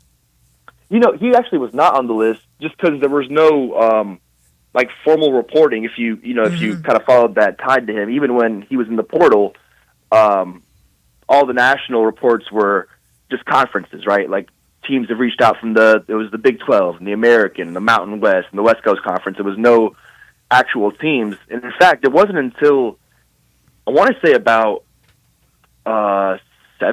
6 days before it actually happened, before it came to fruition, that it even got on kind of my radar, right? Like, hey, you might want to look out for this. This is something that is likely going to happen, if not definitely going to happen. So that kind of came to fruition very, very quickly. So, no, he was not somebody that was, on that list for an extended amount of time. The addition of Julius Thedford, who comes home to Memphis, what do you think of that addition? I like it. I like it a lot. I think it's a perfect combination of, a hometown guy who's not just like a token Memphis guy, right? Who you've got on your roster just to say he's from Memphis. No, this is an actual player. Based on what he did at Western Kentucky, this is somebody, of course, who was coveted by other schools, other power 4 programs.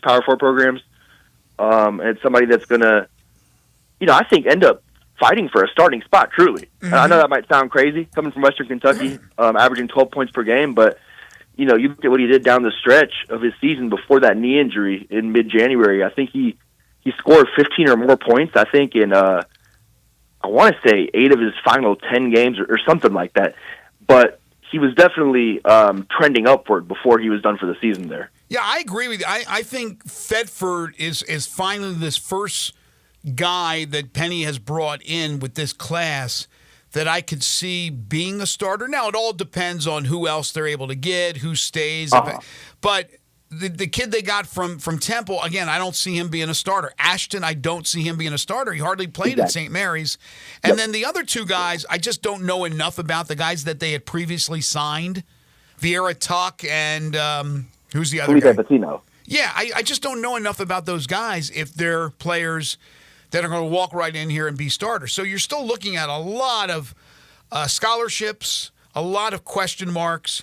And so that brings us to, again, the daily question about P.J. Haggerty. So the date is it next Tuesday that he has to make a decision whether he goes officially in the portal or not? Yes, it is April 22nd, which is next Tuesday. So that's the deadline. I mean, he could do it anytime up until then. If he doesn't do that, that means he would be ineligible to play at another school for the 25-26 season if he decided to leave Memphis. Correct. Yeah, if he doesn't do that, by next Tuesday, I think it's 10:59 p.m. Central, which obviously would be, a minute before midnight, right, Eastern time. So if Tigers fans don't see that happen before that point, that's a very good sign, because all of a sudden now you've got a much higher chance of retaining him, right? Then he can only go either the NBA or start a pro career or return. And we know, as good as he is, as talented as he is, he's not really, gracing every single mock draft, right? So if that were to happen, I think you got to feel pretty good about him being back in a Tigers jersey next season. We've heard the rumors part, but have you heard anything more about maybe names of teams that are trying to bring him in? Yeah, I see the same thing that kind of y'all see, especially when it comes to Twitter. Twitter message board type stuff. It's interesting because a lot of people have said, "Oh, well, he's not in the portal. He's not." So that's a good sign. Well, yeah, it's a good sign, but a player of his caliber, the portal, he's always in the portal. Does that make sense? Like, yes. He's been in the quote unquote portal since freaking January, and that's not me talking about him or his camp, and saying that they weren't focused on Memphis. That's me, complimenting the caliber of talent we're talking about here. Second team consensus All-American. Yes, people have been blowing up his line since freaking January. That's what happens when you're, that kind of player. So no, I've kind of heard the same things that you have, Greg and Eli both, in terms of some of those SEC schools that had been at least knocking on the door even before this past season ended. And then obviously other programs as well in that mix. Well, again, it's obvious that tampering goes on. It's just rampant. Like whether you're in the portal or not, you're hearing from teams and what your offers are that are out there. So yeah, he certainly doesn't have to be in the portal to know what his possibilities are and what the other offers are. So who do they have now visits scheduled with, I guess, this week? Visit scheduled with this week. We saw the report, I think it was yesterday or Monday, that Aaron Bradshaw, the big man from Ohio State, is going to take a visit. That was, I think, a 247 Sports report. But even that one's like planned, right? And a lot of these visits you're seeing that either planned or scheduled, a lot of, they're not even coming to fruition at times, which is kind of interesting because things are moving so quickly that when guys are planning to visit or, planning to schedule or whatever it may be for next week, all of a sudden a team will swoop in and get them committed even before those visits take place. Yep. So, I know obviously AJ Storr was a player that was, very, very early stages there, between conversations with him in Memphis, and then he's going to Ole Miss. Yeah. So, things are moving quickly. Well, Bradshaw, now he was a really highly rated recruit, right? But it hasn't worked for him in his 2 years of college. Yeah, he was a 5-star in the class of 23, so he just finished his sophomore year and just hasn't come to fruition at all, really, like in terms of what he was supposed to be at the college level. Well, here's the thing, Parth, and we've talked about this before, and there's not much you can do about it. We understand PJ and his situation, right? We know that he's going to test the waters. He's looking at opportunities. Memphis is trying to figure out what they can reasonably pay for him to keep his services. I know that they have a good relationship, he and Penny. But right now you sit and you wait. You're in a holding pattern. So you got to look at, okay, we're going to have this much money and it's allotted to him if he comes here. And then they're really hopeful. I mean, again, they are hopeful that waiver is going to happen. They got a nice attorney involved, Dane Danger. They're hoping to retain his services. I'll believe it when I see it. But with Danger, I mean, I've seen the things that it may cost him up to $2 million. It's going to go up from what it was last year after the year he had. And he apparently wants to stay as well. But if you're looking at, well, how are we going to get the money to pay him? And we got this money allotted for PJ, and we're waiting and waiting. In the meantime, we got to fill the rest of the spots. Well, what can we do to offer? How much can we offer this guy? How much can we offer? So it's nice that there is that possibility. They get them both back. It will take a lot of luck and a lot of money. Yeah. But if it doesn't, a lot of, right? But if it doesn't happen, you're probably whiffing on a bunch of guys now because you really can't throw out a serious offer while you wait. It's damned if you do, damned if you don't. You're stuck kind of right in the middle.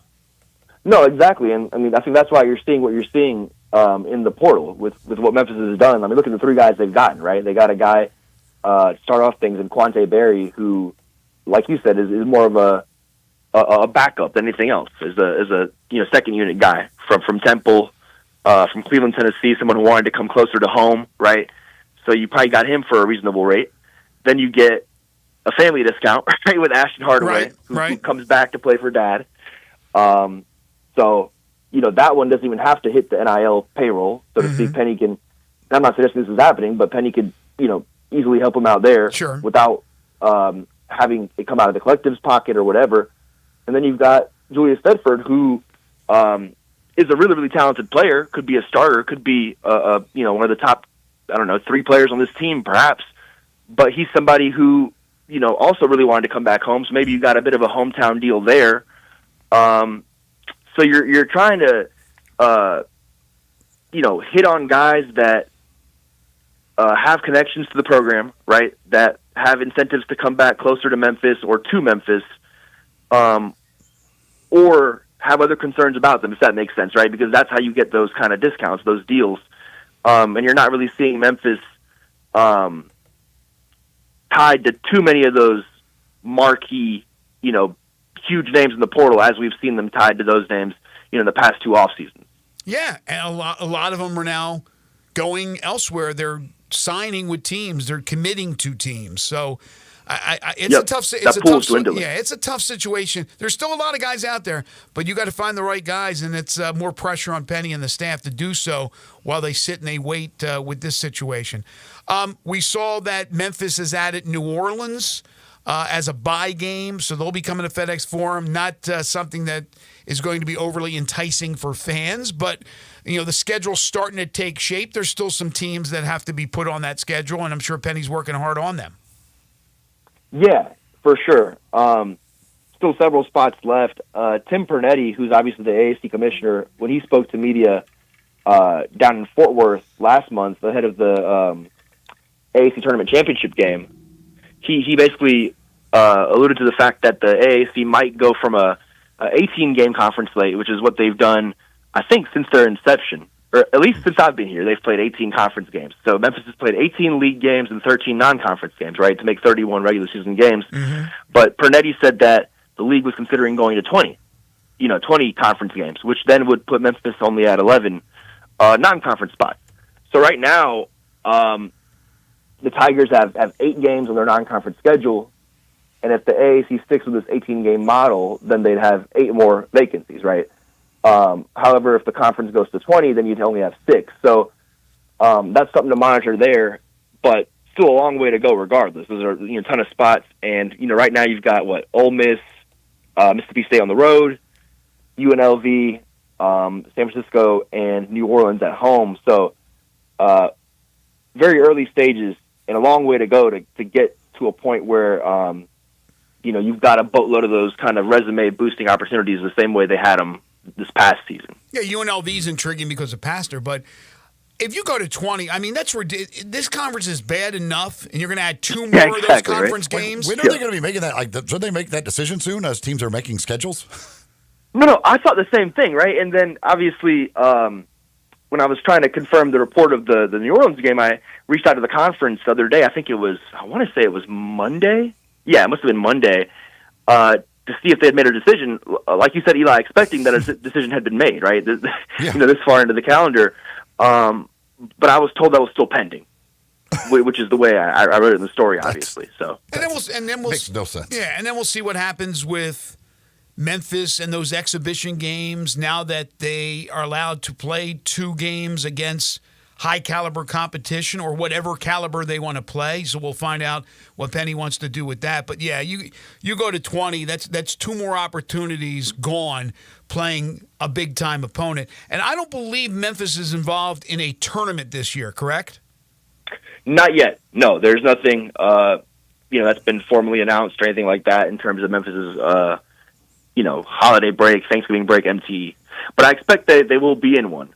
When it's all said and done. There's no limitations. You can do one every year? I thought it was limited. Yeah, you can do one every year. Correct. Okay. Those correct. You can do every year. Those you can do every year? Okay, yeah, I'd imagine. Yeah, because it's the foreign trips, the summer foreign trips that you can only do once every 4 years. Okay, the DR and that kind of thing. Yeah. And which is great because of the caliber of competition that you're normally playing. I mean, you went out with the Ole Miss, you out of San Diego. Even those little tournaments are good, but that's not home. That's not the home schedule. And we it know, is not. And that's another topic for another day. We could discuss about the numbers that have been continued to dwindle with a home schedule that you want to try to make as attractive as you possibly can. And last year there were a couple of attractive opponents, but it's very hard to get those big-time teams to want to play and come to Memphis. They'll maybe play in a neutral or in one of those events like we talked about. But even getting them home and home, it's very tough unless they're inside the SEC where you can get a few of these teams. And he has been able to do so with Ole Miss, Mississippi State. We'll see about the future. I mean, I doubt Arkansas with Calipari now at the helm. And, Tennessee, that ship has sailed while Rick Barnes is there. So we'll see what happens as far as that's concerned. I think next week will be a lot busier. Yep, we'll find out more.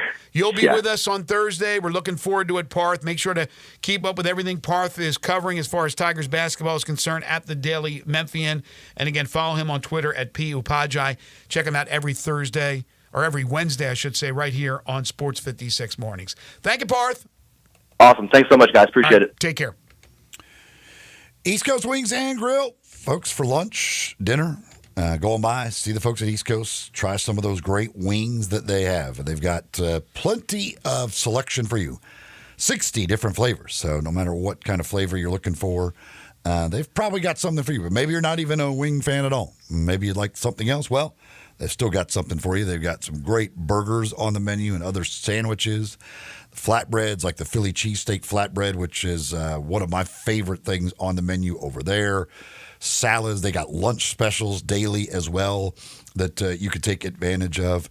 It's all at East Coast Wings and Grill. And, of course, they've got plenty of TVs for you to watch any games that are on, all the action always on when it comes to the baseball or basketball or whatever. It's always on over at East Coast Wings and Grill. Plus 24 draft beers on tap, including many of those local beers. You can take advantage of that, and during happy hour, 3:30 to 6:30, 2 for 1 on those draft beers, plus other specials. They've got their rewards program. You get a rewards card. You can earn rewards for every dollar that you spend. It's all at East Coast Wings and Grill, located in Bartlett. It's right between the Lowe's and the Walmart there of Highway 64 in Wolf Chase area. Kate Hyde Boulevard is the street that runs between Lowe's and Walmart, and that's where you'll find East Coast Wings and Grill. All right, one segment to go. We got some huge news from the college football transfer portal to report, and there is a national writer, at least one right off the bat, and probably many to come, that agree with us that the Grizzlies may have to move one of the big three. We'll talk about that when we return. This is Sports 56 Mornings with Greg and Eli on Real Sports Talk, Sports 56, 98.5 FM. Broadcasting from the Family Picture Studio, we are Sports 56 and 98.5 FM.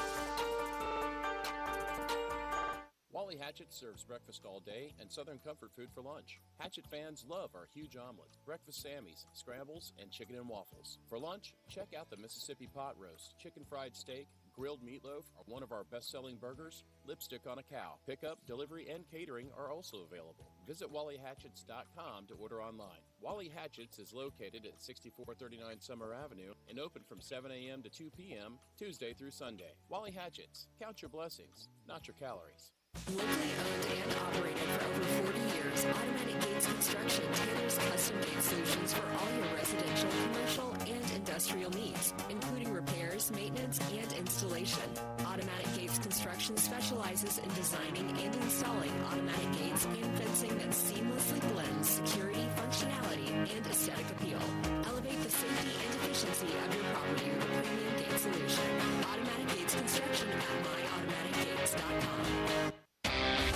Visit Frontier Western Store today for new shirts and boots. Frontier is your top Carhartt store in the Mid-South. There's thousands of in-stock shirts and jeans. They have the classic K87 pocket tee in every color they make, including new ones just released. Available small to 4X. Want new jeans? Frontier has you covered with super tough work denim by Carhartt. And you've got to check out their selection of area jeans for men, women, and children. You'll love how easy it is to find the size and style you need. Have you seen Frontier's remodeled world-famous boot showroom? It continues to expand. New styles by Area just arrived, plus plenty of in-stock proven classics too. Whether you need work or dress boots, trust that Frontier's the place to come. See thousands of pairs of Area boots and thousands more by Dan Post, Corral, Durango, Rocky, Twisted X, and others. And Frontier's pricing is lower than online and chain stores, so you know just the local shop to visit. Frontier Western Store, 5880 Goodman Road in Olive Branch, and on the web at frontierwesternstore.com. Locally owned and operated since 1967. Something amazing is happening at work. Innovative tools are helping people do better work. That's because CDW configuration specialists are multiplying productivity with Microsoft Windows 11 Pro Surface devices. Built-in security, flexibility, and simplified management will streamline tasks so your team can get more done. Microsoft and CDW, making things happen. Learn more at cdw.com/service. Spring is really one of the best times of year for sports and visiting Bell Tavern, Memphis' perfect downtown neighborhood bar. The Bell Tavern is a sports bar, but with the beginning of baseball, the stretch run for the Grizzlies, and everything else that's going on, there is simply no better place to be than Bell Tavern. One thing people say all the time is that they have made more friends at Bell Tavern than they have at any other bar, and that's because Bell Tavern is a grown-up bar where people treat one another with respect, and that's how you make friends. You go to a friendly place and find out what you have in common, like, say, Bell Tavern. Sports 56 mornings on Sports 56.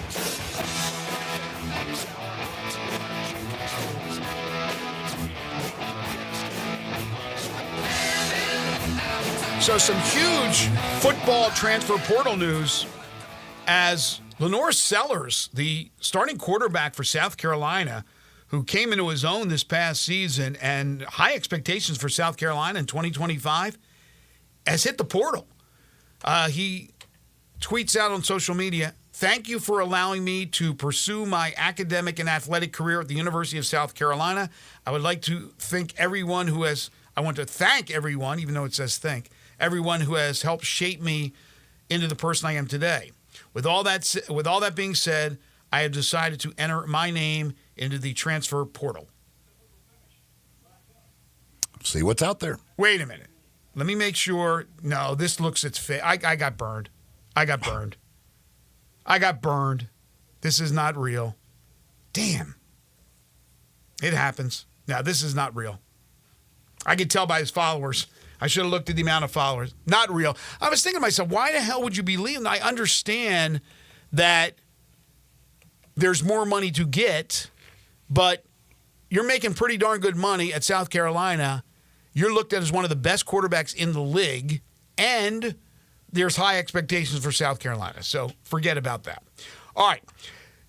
Evan Sidery, who covers the NBA for Forbes, has tweeted out basically what you and I have talked about. Jaren Jackson Jr. becomes eligible to sign a max extension this summer with the Grizzlies. Oh, have they already announced the All-NBA? No, but the assumption is he's going to be. Yes. So, but he says, and I'm just reading verbatim, Jaren Jackson Jr. becomes eligible to sign a max extension this summer with the Grizzlies. Well, he's eligible for a max extension regardless. Oh, well, yeah, super max we're talking about. Well, okay. His max is not very good without the All-NBA. With Memphis already having Ja Morant and Desmond Bane under max deals, and again, Ja screwed himself over, could have been a super max, especially within the current apron environment, rival teams believe they will eventually need to move one of the big three. And we've talked about that. And we will talk about it when we do our wrap-up of the season once it's done and look to the future. But I don't think there's any question. I went over the numbers yesterday. And I think once he signs, if it's the Supermax, you're talking about $700 million committed under those three contracts. And all you have to show for it is one series win in the NBA playoffs. So not only because of somewhat lack of production, now you haven't had the three together for a lot, which is, again, that's a problem in of itself with injuries, suspensions, things of that nature. But, yeah, I think there's that possibility. And who would be the guy? You've talked about Dez, and Dez is such a great player. You can get good value for Dez.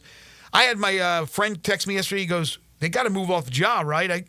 Right now while his value's up. I don't think his value is as high as it could be because of these injuries, the way he gets banged up. But you're not trading Ja. Ja is, again, must-watch television. As long as he's happy, and I don't know, again, what's going on in the inner workings of that organization, but Josh seems to be satisfied that he's here in Memphis and happy he's in Memphis. I ain't moving Ja. And then the other thing is Tripp. Again, Tripp seems to be the one. He's the representative. He's like the face of the organization. Yet on court play, he's really good at times, and sometimes he doesn't show up. Bain, who has had a little bit of an up and down season, is still more consistent, I think, over his career. I don't even know how I'd answer that one. If you had to move one of those three, it would depend on what you can get back for them. I know that would suck, but if you can't get it done with the three of them, then eventually you have to stop hitting your head against the wall and doing the same thing over and over again. Again, we'll talk more about that once the season ends. We were talking about the schedule with Parth, and what I forgot to bring up, and he knows this, was Tim Pernetti talking about having that conference matchup where the American teams would go up against another conference. And we don't know who those conferences are. I think 4 actually were being looked at, but no names were announced. But think about that. Say you went 20 conference games, which is ridiculous. But then you played one of the games against either the A-10 or the Mountain West. Okay, Memphis already plays a bunch of the Mountain West teams. And then you're either going to play in a tournament of 3 games where you're going to go 28 plus those 3 for 31, or you're going to go 29 games and a two-game tournament for 31. If not, you only play 28 games. That'll never happen for Memphis. But you're talking about 31 games. You have 20 conference, 1 committed to this other conference you're going to play. That's 21 games right there. That leaves you, again, minus the tournament that you're going to play in, leaves you only about, 8 games to play? Well, leave you 7 or 8, depending on whether you're playing in a 3-game tournament or a 2-game tournament. And so either, I can't imagine they would ever go to 20 conference games. It's ridiculous. I don't know why the ADs would support that. But I don't know. I guess maybe they could, but it doesn't make much sense to me to go to 20. If his whole thing was about getting teams to schedule better, adding 2 more conference games doesn't help them do that. No, it doesn't. So it counteracts what he's wanting the teams to do. I don't think it'll happen, but who knows what the commissioner is thinking. But right now, as Parth said, you got San Francisco, you have UNLV, you have New Orleans, and at Ole Miss and Mississippi State. That's 5-year games right there. Again, as long as they don't go to 20. But if you go to 20, that's 20, 25. If they play that other league, that's 26. So you're running out of games. And got to be honest with you, other than the Josh Pastner connection with UNLV coming to town, it's not that appealing when you got those 2 SEC teams on the road in Ole Miss and Mississippi State. That'll do it for us. A busy Wednesday edition. I want to thank you for listening, folks. Thanks for your calls and texts as well. And thanks to our great guests, Blake Topmeyer, Dennis O'Connor, and Parth Upadhyay. Tomorrow on the program, we will not have Kerry Miller on this week. He'll return next week. Ian Valentino, who covers the NFL draft, will join us. The draft will start 1 week from tomorrow from Lambeau Field in Green Bay. So we'll have Ian on to talk all things draft. Michael Cole will join us to talk Grizzlies, working on a few other special guests as well. So tune in starting bright and early at 7 a.m. for that. Coming up next, it's Waldo and Friends on Sports 56 for Eli Savoy and Elijah Seegers. I'm Greg Gaston. Have a great day, everybody.